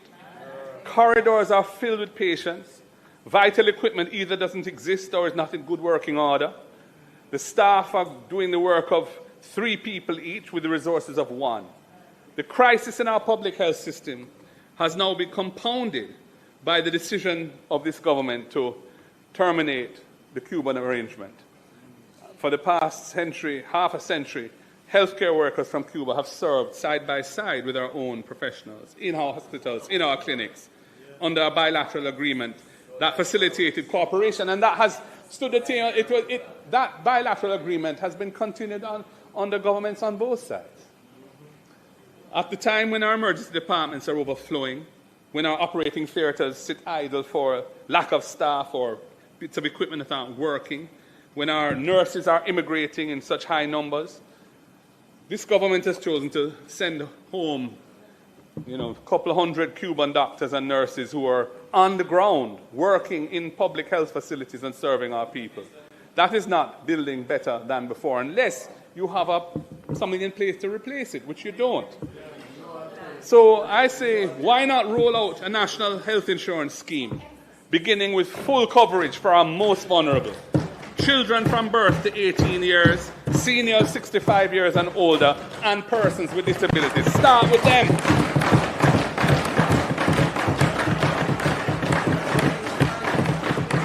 This expansion of coverage should be a cornerstone of building back better than before. If it can't be done in this fiscal year, then do it in next. But get started. It requires a lot of work to do it. We heard about some task force being tasked with developing the proposal. That's years ago, and not a word since. So much talk and so little action. Madam Speaker, you guys, your side, should prioritize functioning diagnostic services in every public hospital. Functioning. No patient should have to wait for an ambulance to transport them elsewhere for a CT scan. No parish should lack basic radiology capacity.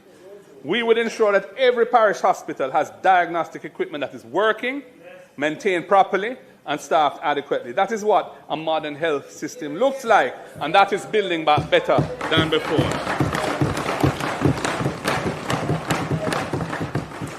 And we have this Cornwall regional debacle going into its umpteenth year. I don't know how many years since that project started with a $2 billion budget. 20-odd billion. We don't even know the current numbers. And it can't finish. Now they talk about some dome as a stopgap measure. Well, yeah, great, but finish the project, man. We need proper accountability. Somebody should be held responsible for the mother of all overruns.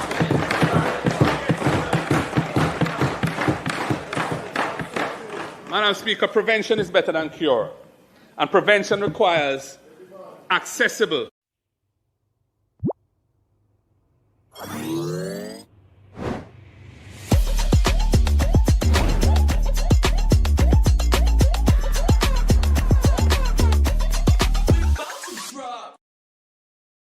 better equipment. That is building back better than before.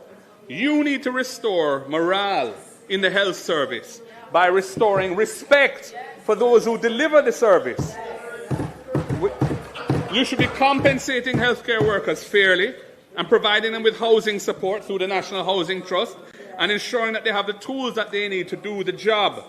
A stronger, more resilient health system requires stronger, better supported workforce.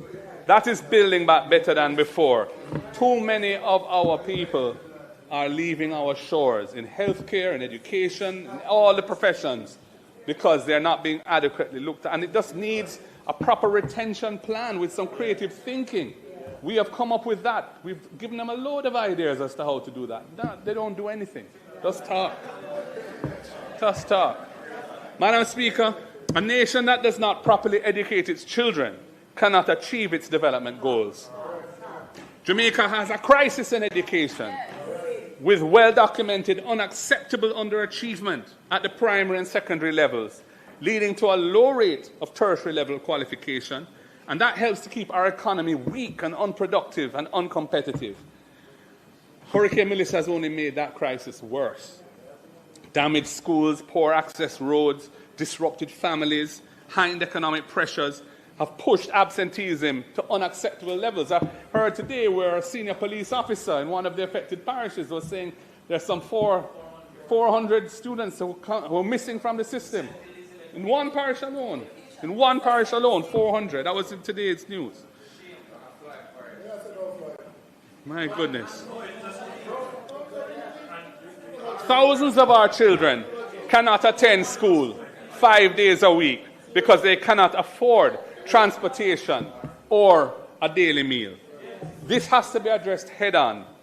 Madam Speaker, importing 110 old buses for 1.4 billion Jamaican dollars for rural student transportation without following any competitive procurement procedure has, within a few months, been shown to be a very bad decision, if not worse.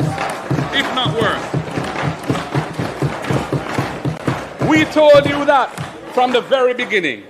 Now, after $1.4 billion of purchasing these old buses and another $871 million in operating expenses with a revenue model that has not worked at all, you say that you're switching to new buses. All I can say is, what a tangled web you weave when you practice to deceive.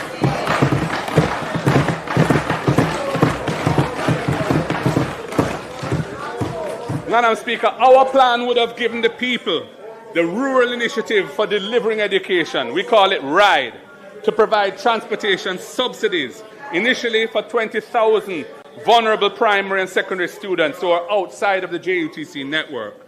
We would be partnering with vetted, licensed transport operators and schools to deliver a cash-free, transparent system with the objective of ensuring that no child is left at home because of transportation challenges. We would have started with that. That is building back better than before. We all know a hungry child cannot learn, an undernourished child cannot concentrate. You should be ensuring that every child who needs a meal at school receives one every single school day. We would be rolling out the Ensuring Adequate Sustenance for Education program, EASE, to expand school nutritional support for 245,000 children. That would be building back better than before. You should be making sure the children learn, not leaving so many to suffer in illiteracy. Our plan would be tackling the systemic underperformance by investing in teacher training, smaller classes, modern learning techniques and materials.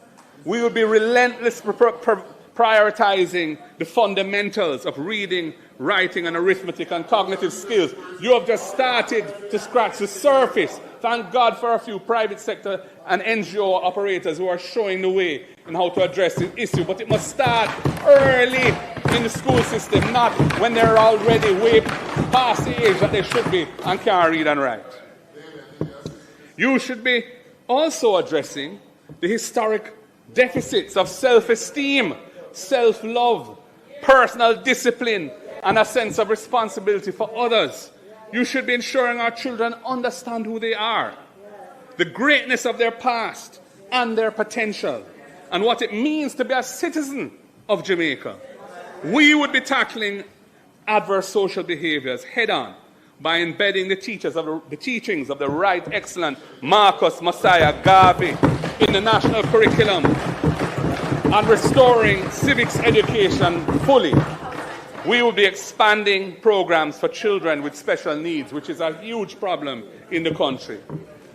Madam Speaker, a respected and motivated teacher is a retained teacher, someone who stays in the system. And a retained teacher is a gift to our nation that keeps on giving for generations.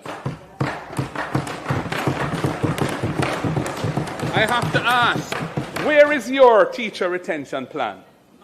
You should be encouraging teachers to stay in the system by providing student debt reductions, motor vehicle concessions that increase with years of service, and other things that we have been telling you to do, which are eminently doable, which would make a big difference to the lives of our teachers, increase retention, and you're not doing it. You should be prioritizing our teachers when it comes to National Housing Trust allocations of houses. You should be negotiating package deals for teachers to get free internet service as a tool of their trade. You should be valuing our educators by practical policies that improve their quality of life. That is building back better than before.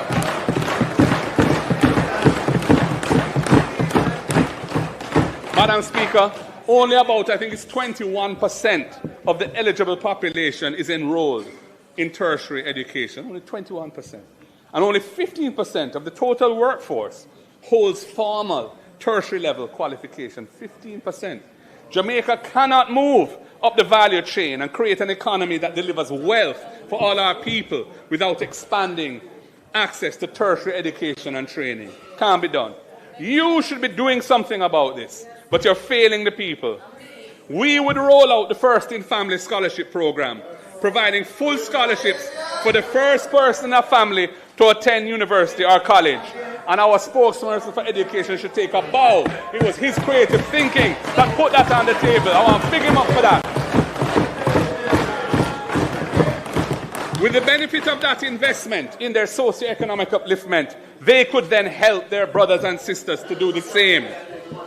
Madam Speaker, education should lift people up, not weigh them down. Education should lift people up, not weigh them down.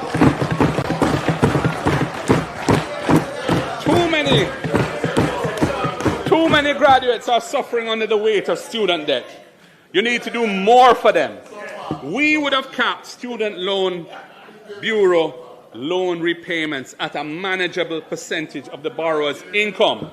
We would have suspended their payment obligations during periods of unemployment, taking the risk of economic malaise off of the student and onto the state where it belongs. And we would not have charged them penalties for that suspension of their obligation. We believe that creating accessible transition from education to employment is building back better than before. We commend our ideas to you. Madam Speaker, Hurricane Melissa did not only destroy homes, it damaged livelihoods. Our farmers, already struggling with low technology, limited financial assistance, limited technical support, lost crops and livestock, lost greenhouses and other structures, and months of invested labor and capital gone, they are suffering. But in every crisis, there lies an opportunity. The opportunity before us is to transform Jamaican agriculture into a modern, resilient, productive sector. That is how to build back better than before. I'm sure you agree. You need to get more serious about building agriculture as a pillar of the economy. Investing in our farmers is building back better than before. We would have established an agricultural development fund financed by a reallocation of a portion of existing import taxes on foreign food and investing those import taxes in our own production and our own farmers and uplifting them. That's what we would have done. We would use it to support land preparation, irrigation, storage, and marketing for local farmers. We would be reducing post-harvest losses from 30% to 20% or less in 5 years. We would be expanding irrigation from the current 18% of arable land to at least 25%. Water security enhances food security, and that is building back better than before. Madam Speaker, you should be deepening on that side, should be deepening and strengthening the linkages between farmers and consumers. The school feeding program should prioritize locally grown, nutritious food. Empower our farmers and feed our children. Hotels and restaurants should be encouraged and supported to buy Jamaican. It's hardly happening. Special economic zones should be established for agriculture. Special economic zones should be established for agriculture, focusing on export crops where we have a competitive advantage. And there are several where we have a competitive advantage. But production levels are so low compared to even 20 years ago. Agriculture is really not going where it needs to go. For example, yam, spices, orchard crops, and medicinal cannabis. I hope you make a difference in that area, because your predecessors have been hopeless. I'm really looking forward to seeing you make some progress. Want to see action. Creating these linkages and markets would be building back better than before.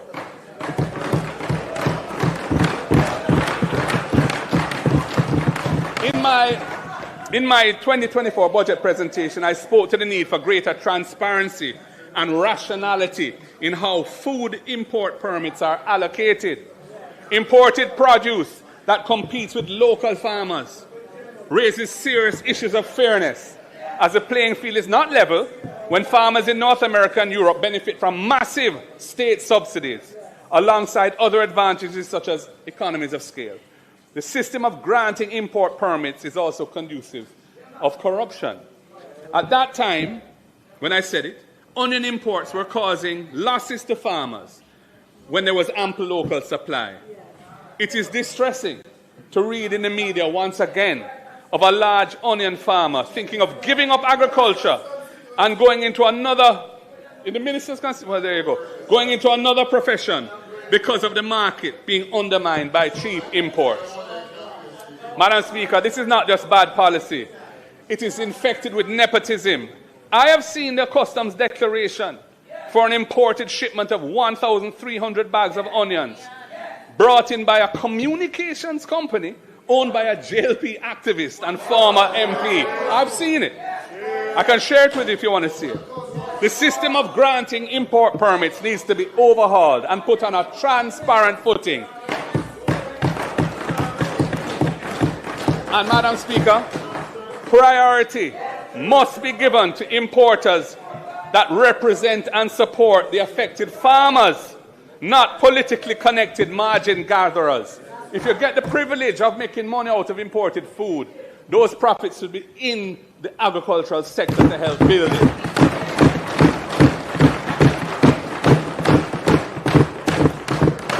Madam Speaker, in the context of this discussion on food security, it is also worth pointing out a peculiar vulnerability of the Jamaican economy, which is our abnormal dependence on remittances.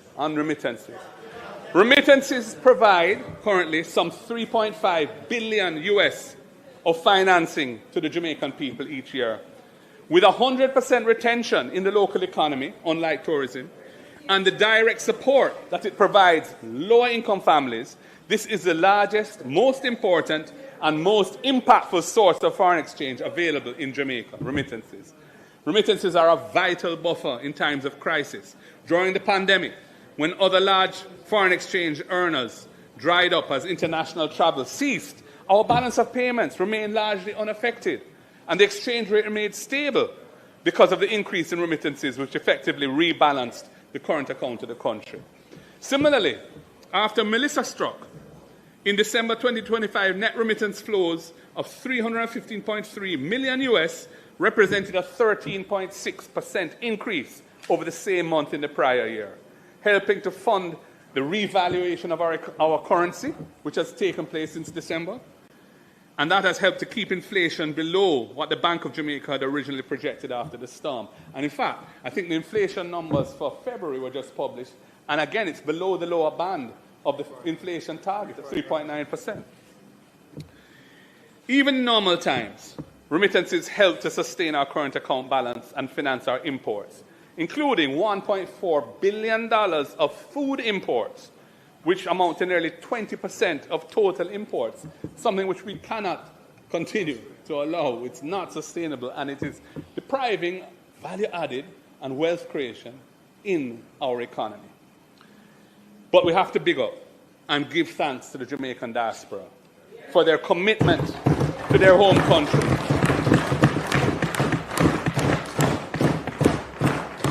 And their families backyard. Their role in our economy is fundamental, and they deserve to be treated as worthy partners and facilitated in their participation in national development. At the same time, we must acknowledge that over the medium to long term, remittance flows are vulnerable to external shocks. We can't assume we'll always have that. We are seeing this with the recent 1% tax on certain remittances in the US, which came into effect in January, the intensification of deportations from the US. Madam Speaker, as generations evolve from persons who were born here to their descendants whose ties to Jamaica are necessarily less direct, it will also have an impact. This means that in building back better, we must be mindful of the strategic imperative of reducing our dependency on imported food and imported energy, and drive a fundamental shift towards greater production to meet our population's needs for energy and food. Time come for that. We have been dragging our feet too long. Madam Speaker, the images that emerged after Melissa will stay with us for years. Families sifting through rubble, children sleeping in schoolrooms, community centers, elderly persons exposed to the elements. Housing is not just about shelter, it is about dignity. And too many Jamaicans have been denied dignity for too long. When we rebuild, we cannot just rebuild the same vulnerable structures. We have to build back better than before.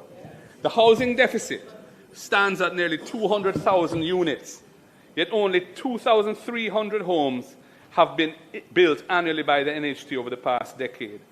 21% of our population lives in informal settlements. This is not merely another statistic. This is a national failure of epic proportions. You think you know Formula One? Think again. Relocation grants to teachers and healthcare workers to serve in those areas. We would be building at least 500 new houses per term in rural constituencies, and we would prioritize public sector workers and persons with disabilities in the allocation of those houses. That would build back those communities better than before. Madam Speaker, the government must end the annual extraction of $11.4 billion from the National Housing Trust. When it was implemented, it was for 4 years. That should have ended in 2017. 9 years later, it's still going on, and they've announced that they're going to continue for another 5 on top of that. Our spokesperson for finance has shown how we would finance this in a fiscally responsible way, so you don't have to take it anymore. That money should once again be used for housing, not for plugging the government's fiscal accounts. Creating new, affordable home ownership is the only way we ensure that Jamaicans who are toiling day and night to get ahead actually have the opportunity to own their own home. You are failing as a government to meet the affordable housing needs of the people. That is undeniable. Undeniable. That is why we would have established the Young Owners Deposit Fund out of the resources of the NHT to provide grants of $500,000 to first-time home owners under the age of 45 who have contributed to NHT for at least 2 years. That would have helped them to get on the housing ownership ladder. It is why we'll be granting new home buyers a 3-month grace period after their home purchase, before their mortgage payments begin, so they have breathing room to fix up the house and furnish the house. It is why we would have rolled out the rent-to-own program so that self-employed and informally employed Jamaicans can become homeowners.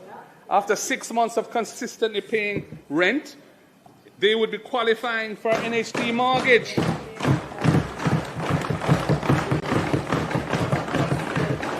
We'd also allow a portion of their rent to count towards their deposit, creating a clear pathway from tenancy to ownership. That would be building back better than before. And for public health and public sector workers, we would restore the specially reduced interest rates on their NHT loans, and we would also apply a preferential 40% debt service ratio to allow them to qualify for larger loans. That's part of our retention strategy, especially for teachers, nurses, and so on. Recognizing their service with tangible support is the right thing to do in building back better. Madam Speaker, land is the source of wealth. Land ownership is a cornerstone of national identity. Yet so many Jamaicans, far too many, live on land that they don't own, unable to access credit, can't finance anything, unable to build equity in their property, unable to pass anything on to their children in any safe and secure way. You need to address the conditions faced by hundreds of thousands of Jamaicans who are living in informal settlements. You need to do it. We would be regularizing informal settlements across Jamaica, completing all the unfinished Operation Pride schemes, and upgrading older communities with proper sidewalks, drainage, and green spaces. We'd be replacing zinc fences with concrete walls, not just for cosmetic reasons, but for living in dignity. We would call this our Portia program, in honor of Jamaica's first female Prime Minister. Nobody can take that from her. Sister P always stood up for those who need help. Transforming our communities with proper infrastructure is building back better than before. And Madam Speaker, land policy must create intergenerational security for the Jamaican people. I'm going to repeat that. Land policy must create intergenerational security for the Jamaican people. Families who have built homes and lived on land for generations, public land, should not live in fear of eviction. They never got any reparations after slavery. They never got any land. The law and the state must provide the accessible pathway for them to become owners. You are doing nothing about it. Our land policy would change it. We would ensure that when it comes to land ownership, we build back better, with a more cohesive society than before. We would amend the law to reduce the period required for adverse possession of government land from 60 years to 25 years initially, and we could possibly take it lower than that over time. Even while we are in opposition, we are determined to move this forward because we see it as fundamental. I have done with my team the preparatory research and the drafting work. We have prepared a bill to implement this vital social justice reform.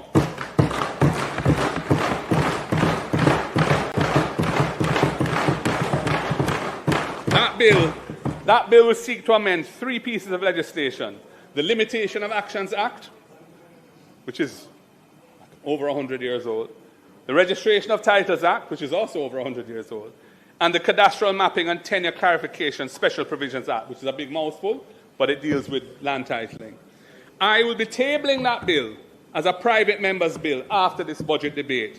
And I'm going to seek support from both sides of the aisle for this reform.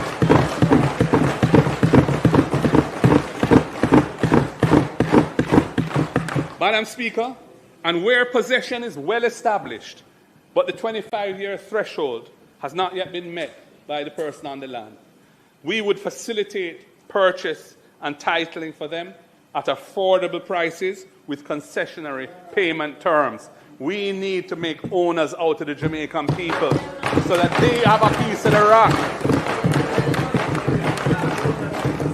This is social justice, which is a fundamental aspiration of our political movement. That is building back better than before. Madam Speaker, after 10 years in government, what have you done about beach access in Jamaica? More and more beaches are being taken away from the public.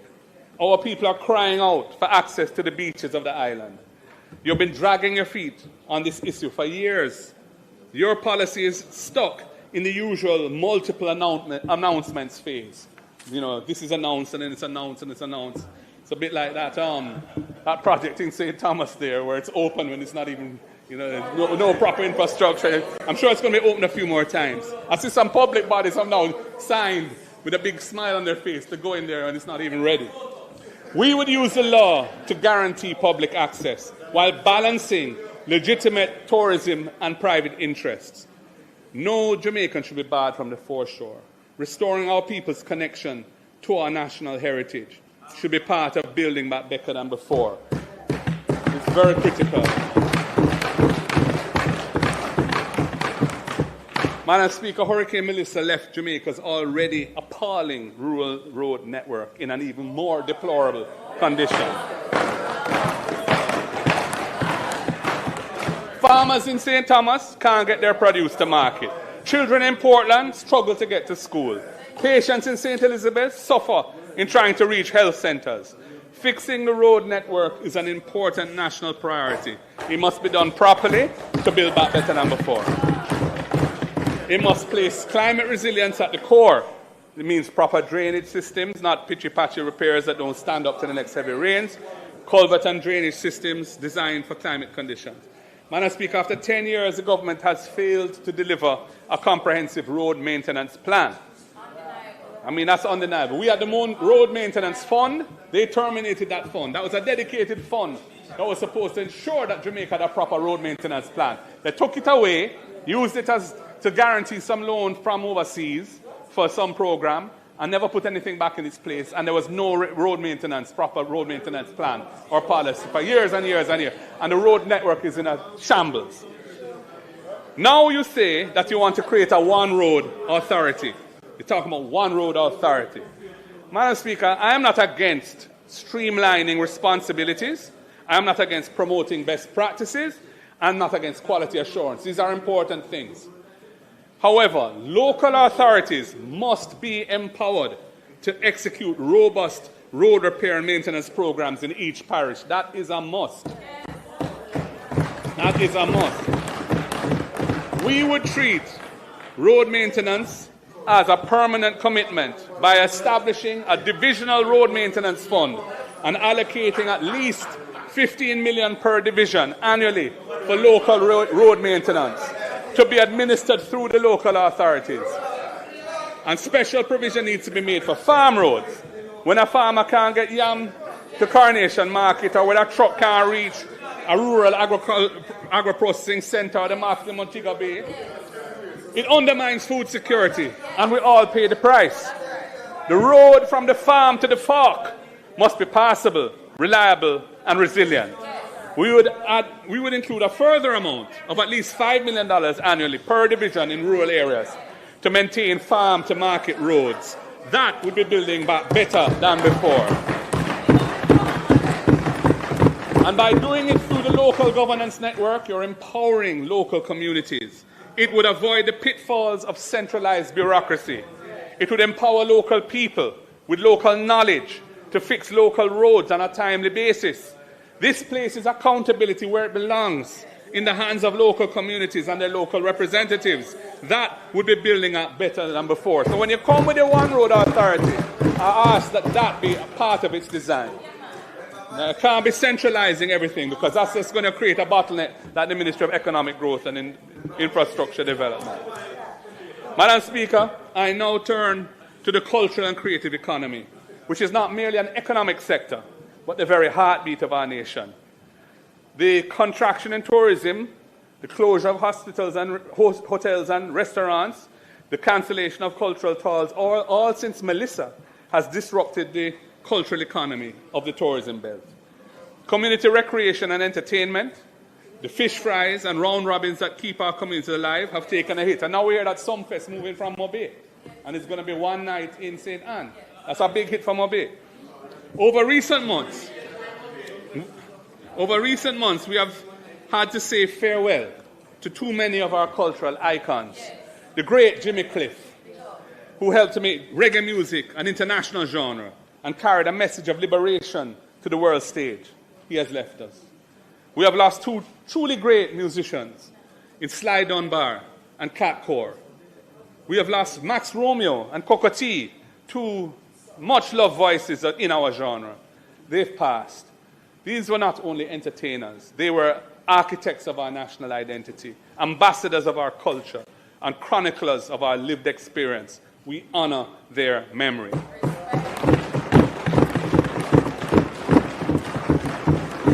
It is in this context that I renew my call, made in this House repeatedly over the past years, for the conferral of the Order of National Hero on the Honourable Robert Nesta Marley and the Honourable Louise Bennett Coverley.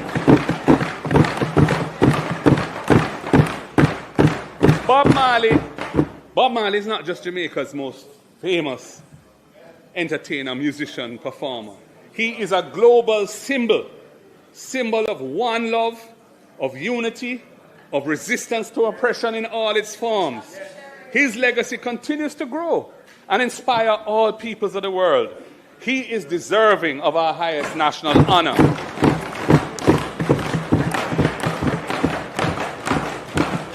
His 80th birthday has passed. The government must act. Miss Lou's pioneering performances and poetry in the Jamaican language provided deeper consciousness and self-affirmation of our cultural identity and uplifted our national confidence. She should be recognized as our second female national heroine. Madam Speaker, in building back better, you must ensure that our artists, our musicians, and our other creatives have access to financing, have access to training, and have access to markets. Right now, they're too often on their own. We would establish a $1 billion revolving creative economy fund to support our creative practitioners in the entertainment, in arts, in fashion, in culture. Investing in our globally competitive cultural assets will help to build back better than before. Madam Speaker, the current system for obtaining permits for entertainment events is fragmented, frustrating, and often unfair, especially in communities that are stigmatized, like some that I represent. The system needs to be made simple, it needs to be transparent, and it needs to be fair. Why haven't you fixed this after 10 years? We need less talk and more action. Our plan would have seen us establish a single window, one-stop permit system for entertainment event applications, transparent and fair.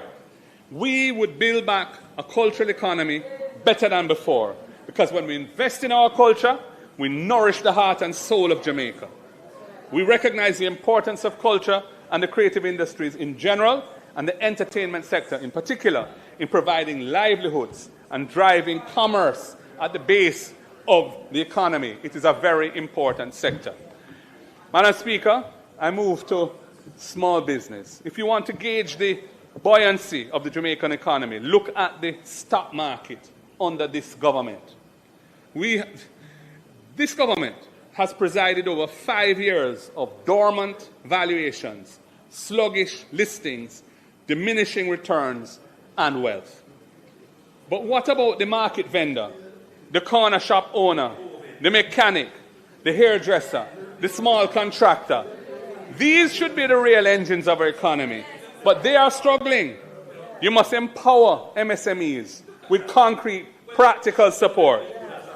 Jamaica's informal economy has been estimated at 40% of the overall economy. This inhibits, I remind you that in 2015, Jamaica had the best performing stock exchange in the world. Don't forget that, because you like to revise history. But we're not letting you do it. Jamaica's informal economy has been estimated at 40% of our total economy. This inhibits national development, because informality is a restriction on the scope for business expansion. These businesses are often excluded from the financial system and from opportunities to build market share, and it contributes to our weak economic growth. The informal economy, Madam Speaker, the informal economy is large, not because Jamaicans want to be outside the system, but because the barriers to formalization are high, and the incentives to do so are unreachable. The cost of compliance when MSMEs seek to formalize, both in terms of fees, in terms of effort, are burdensome. Too many of Jamaica's bureaucratic systems are business unfriendly. Even government programs for MSME support that are announced and funded year after year have failed to have the desired impact. Their design and the requirements imposed fail to take the limited capacity of MSMEs into account. And so we don't have transformation, we don't have transition to a better economy.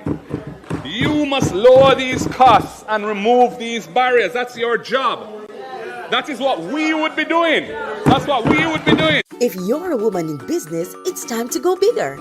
Your ambition is calling, and Horizon for Women in Business is answering. Horizon, a new loan product from Access Financial Services designed for women entrepreneurs to unlock the capital you need to grow and take your business beyond limits. With quick approval, flexible repayment, and low interest rates, your success is on the horizon. Call us now. The funds are waiting. Your success is on the horizon. This has been in place since 2019. We modernized the procurement system with the Public Procurement Act. Regulations took a long time to come after we did that. 2019, they came with provisions for setbacks and margins of appreciation for vulnerable and underserved groups, etc. 2019, nothing has been done to make it happen. 7 years later, you're saying you want to do it now. Well, let's see. This cannot be just mere talk and more of the same. You should be proactive in pushing these arrangements to favor MSMEs. Earmark 15% of government contracts for MSMEs. Actively monitor that target to ensure that it happens. Don't just set a target. Monitor the target, and if it's not on track, why is it not on track? What adjustments need to be made to make it happen? That's what we would be doing.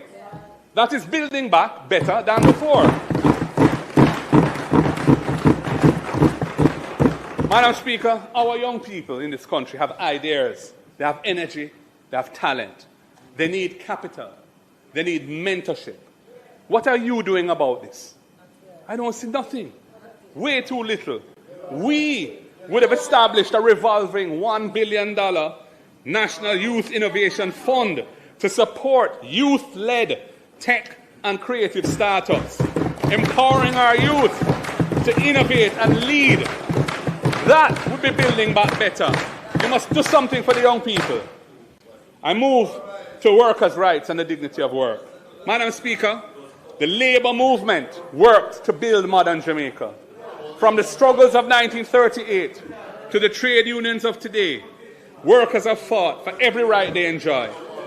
But those rights are under threat. A stronger, fairer economy for workers is what it means to build back better than before. Madam Speaker, the abuse of contract work arrangements has become a matter of national shame. Workers in some industries are employed for years, sometimes decades, on repeating short-term contracts that deny them the benefits and protections that are afforded to permanent employees. This undermines families' long-term security, it weakens social cohesion in our society, and it must end. You seem happy to let things continue the way they are. We would not do so. We would ensure that genuine workers receive genuine rights, regardless of the legal form of their contracts. We would be passing comprehensive legislation to eliminate abusive contractual arrangements. That is building back better than before. Madam Speaker, Jamaica needs to promote productivity as the cornerstone of a strong economy. If you work extra hard, you should keep what you earn. What are you doing to incentivize greater national productivity? That's what I want to know. What are you doing? We would remove taxes on overtime pay for persons earning up to $6 million annually. We would remove tax from tips and gratuities for hotel workers and others in the hospitality sector.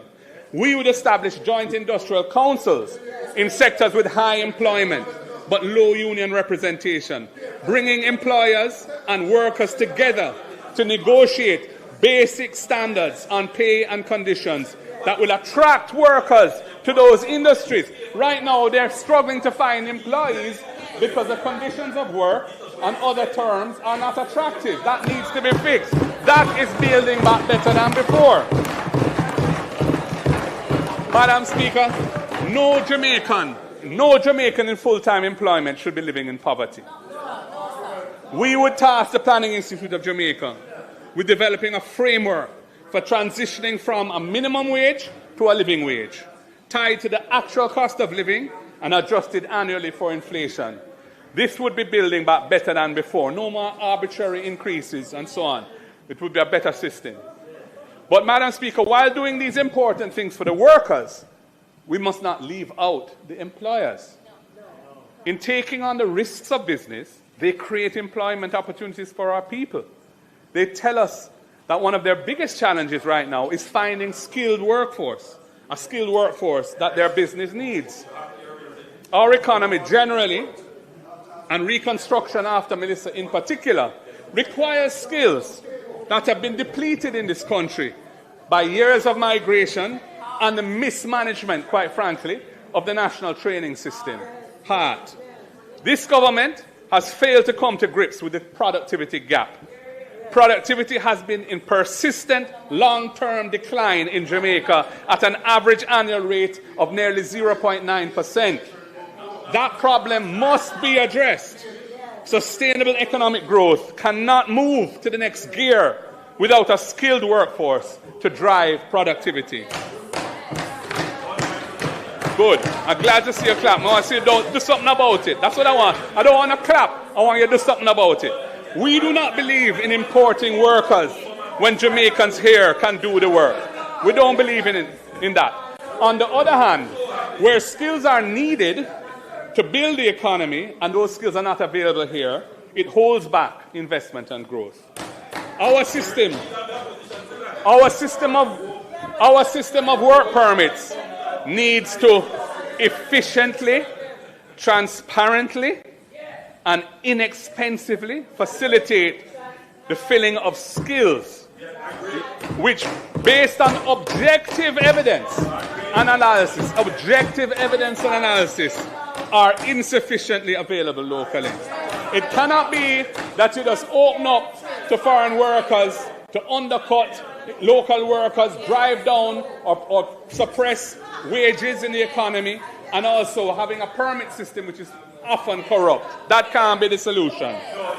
We would implement a digital system for work permit applications to streamline the process for overseas skills, as has been done successfully in Grenada. Grenada started it, and we can do it. While this will help to drive economic growth in the short term, importing skills cannot be a substitute for building and retaining local capacity. Businesses who employ persons from overseas must put in place apprenticeship programs to ensure the transfer of skills to local workers, so that when the overseas employees' contract is up, the skills are still here to help build our economy. Our plan would also incentivize the building of local capacity by providing a matching grant, dollar for dollar, to businesses which invest in training programs. This would be funded out of HART, but would utilize the best form of training, which is hands-on training, on the job, practical experience, immersed in the work discipline of an actual business environment, one for one, dollar for dollar, building the training network, the training capacity of the country, so we can improve productivity, upskill our workforce, compete in the world, build wealth, and a strong economy. Madam Speaker, the quality of a society should be measured by how it treats its most vulnerable members. You say a lot, but you don't deliver anything.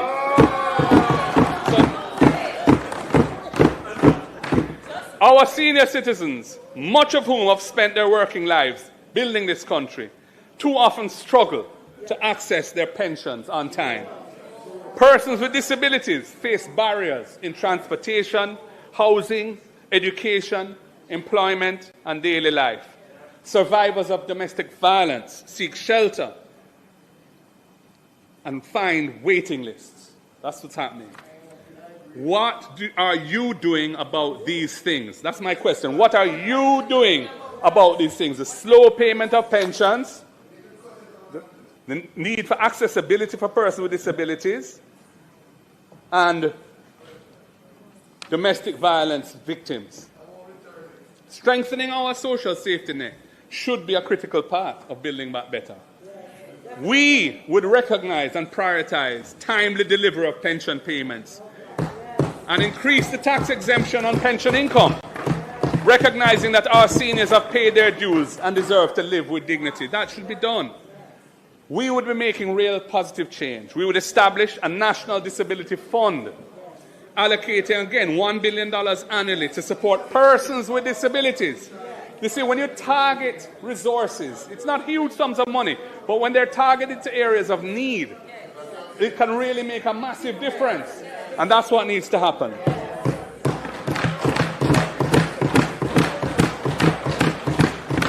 That fund would be providing assistive technologies, improved accessibility, and supporting organizations that serve the disability community. We would increase past benefits for pregnant mothers, ensuring adequate nutrition during pregnancy. We would establish support centers in every parish for survivors of domestic and gender-based violence, providing safe havens, counseling, and legal support. Every parish should have a center for that type of care and protection, because gender-based violence is a big problem right across the country. We recognize that important, unsupported social outreach of the church community and other faith-based organizations. We recognize how important that is. They assist vulnerable Jamaicans, especially in underserved communities. We would be establishing a faith-based community transformation fund, funded with $1 billion annually, to support the programs of churches and faith-based organizations that strengthen families, that promote economic resilience, and build community cohesion. They are filling a massive gap in underserved communities, but they struggle. They could do so much more. They have the wherewithal, they have the good intent, they know the people on the ground. The state should get behind them and help to make them make a big difference. Madam Speaker, these are measures that would build back better than before. Now, all well-thinking Jamaicans, welcome and celebrate the significant fall in murders in Jamaica over the past 2 years. And that is after 8 years of questionable policies, using states of emergency as a routine policing tool that the Constitutional Court has ruled to be unlawful. I once again want to extend congratulations to the Commissioner of Police and those brave and selfless police officers for this significant achievement. Respect is due to them. Madam Speaker, the policy of focused deterrence, which we have been calling for some time, has brought results. However, few people are comfortable with a very high level of police fatal shootings. Sometimes in circumstances where there are no living witnesses other than the officers involved. Sustained success in law enforcement requires the support and buy-in of the local population. It does.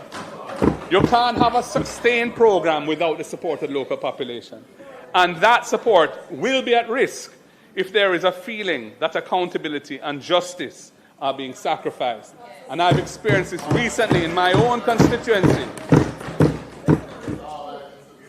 It's a matter that is probably going to be before the court and so on. I'm not going to speak to it in detail. This is why I once again call for the introduction of body-worn cameras, especially on special operations, when many of the controversial fatal shootings take place. It is not happening. Don't tell me it's happening. Body-worn cameras have been successfully used overseas and are now the norm in several jurisdictions. Madam Speaker, the Jamaica Constabulary Force will benefit. The force will benefit from the enhanced confidence that it will bring among the population when they are assured that there is accountability on both sides for what happened and that they are here to serve and protect. It is a win-win, and I encourage the police to roll it out quickly. Madam Speaker, thousands of Jamaicans are trapped in a cycle of debt, which prevents them from moving forward. They owe property taxes, they owe traffic tickets, they owe water bills, they owe student loans. Interest and penalties have often grown larger than the original debt, and they cannot see a way out. Providing a genuine second chance to these Jamaicans so that they can start over again is a powerful way to build back better than before. We should offer them a second chance for a clean slate. We would give people some room to restart and recover. We would forgive outstanding interest and penalties owed to the government on these debts. And we would provide a moratorium payment for the repayment of principal. This is an investment in economic activity. When people are freed from the weight of unpayable debt, they can start to build back their lives. Most often, they benefit from learning where they went wrong before and avoiding repeating those past mistakes. You won't get 100% improvement, but in any good idea, if you're getting majority benefits, and that's worth doing, many will start businesses. Some will buy homes. They will contribute to the economy. Madam Speaker, clean slate is not just compassionate. It is economically sound. It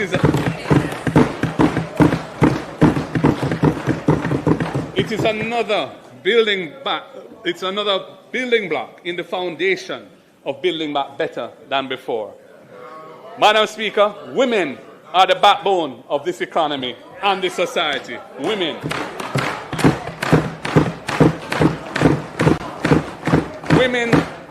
Women run our markets. Women create new businesses as entrepreneurs, including in agriculture.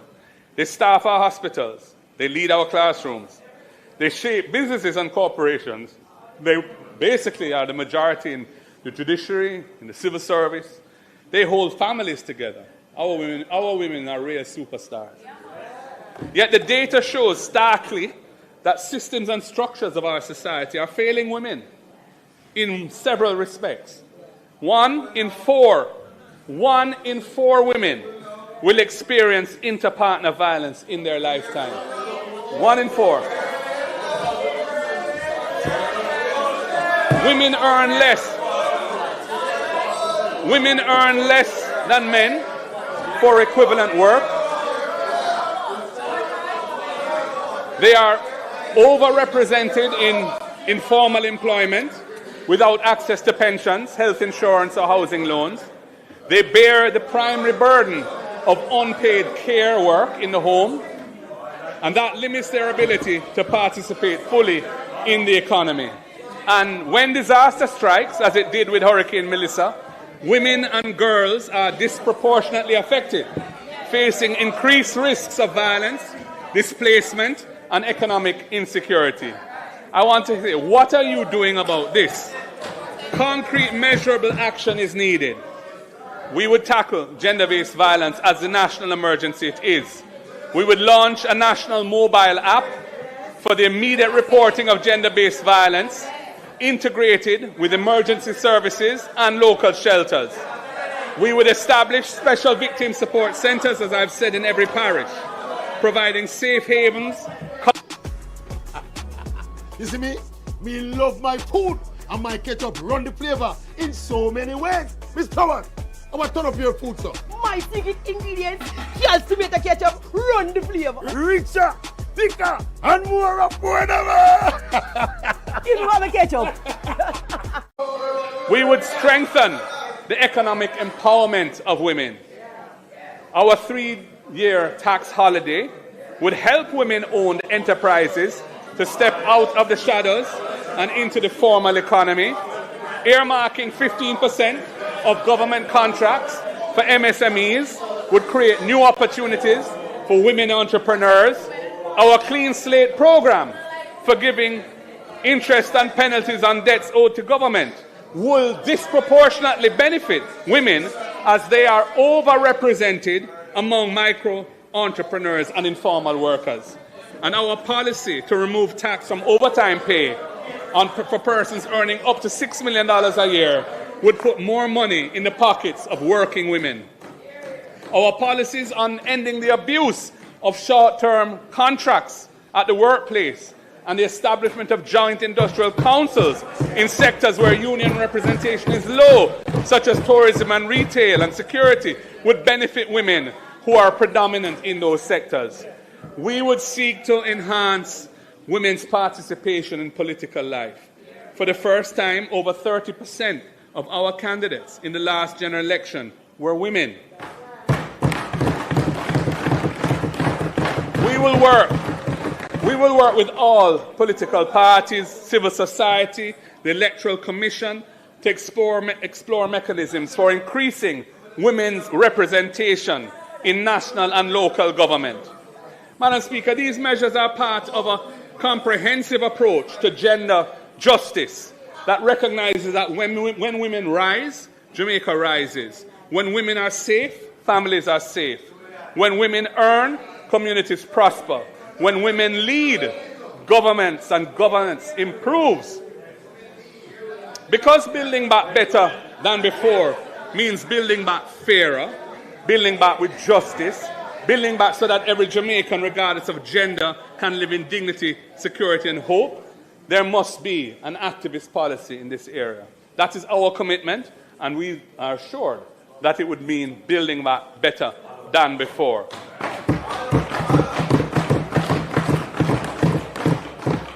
Madam Speaker, in 6 months, Jamaica has endured a ferocious hurricane that has tested our national will and our resilience. The war in the Middle East will reverberate across the globe to our shores, threatening supply chains, pushing up prices, making daily lives even harder. The coming months and the coming years will require many decisions that will test our judgment. This is not the time for lazy thinking, for complacency in how the country is governed. As we have shown in this budget debate, there is a better way that things can be done, from the design of the budget itself to the prioritization of things that can make Jamaica stronger and make life better for our people. As this budget debate has shown, there is a genuine alternative to the status quo, an alternative that actively builds on the solid foundation of fiscal stability and brings hope to our people. Jamaica's economy does not need to just drift slowly along as the dreams of our people take them overseas. Now is the time to build back better. It is not just a slogan. It is a call to action for Jamaica to step up its game, do the things and make the changes that will bring a positive difference to our reality. We have put in the time and effort to show that there's a better way forward for Jamaica. We are ready to confront and overcome the challenges and deliver strong and inclusive national development. Yes, it is possible to build a Jamaica where every child can learn, where workers earn value for their effort, where businesses can grow, where each family can own a home, and where every citizen can live with dignity. May God bless the people of Jamaica and this beautiful land we call home. Thank you. House Leader. Madam Speaker, we thank the Leader of the Opposition for his presentation.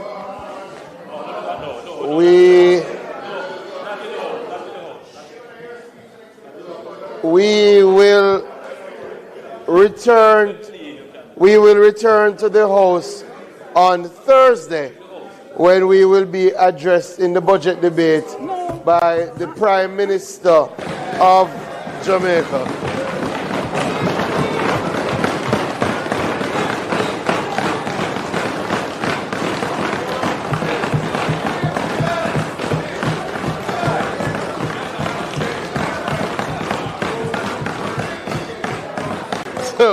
Madam Speaker, so we now move to suspend the budget debate and return on Thursday, and it is intended to do no further business today. So I ask that the House be adjourned until Thursday, March 19 at 2 p.m. As indicated by the House Leader, the request is that we suspend the debate until Thursday, March 19. Those in favor? Those against? The ayes have it. We now move for the adjournment of the House, which will meet Thursday, March 19, 2026 at 2 p.m. sharp. Those in favor? Those against? The ayes have it. This honorable House now stands adjourned. Thank you for taking the time to listen to Build Back Better Than Before. The proposals you've heard today represent our commitment, a commitment to a Jamaica that is fairer, stronger, and better for every single citizen. Now, we need your voice. Share this presentation with your family, your community, your colleagues. Visit our website at pnp.org.jm and social media pages at Jamaica PNP to read or watch my full budget presentation. Drop a comment, ask a question, and let us hear from you as this conversation continues. Together, we don't just build back, we build back better. Jamaica's best days are still ahead, so let's get to work.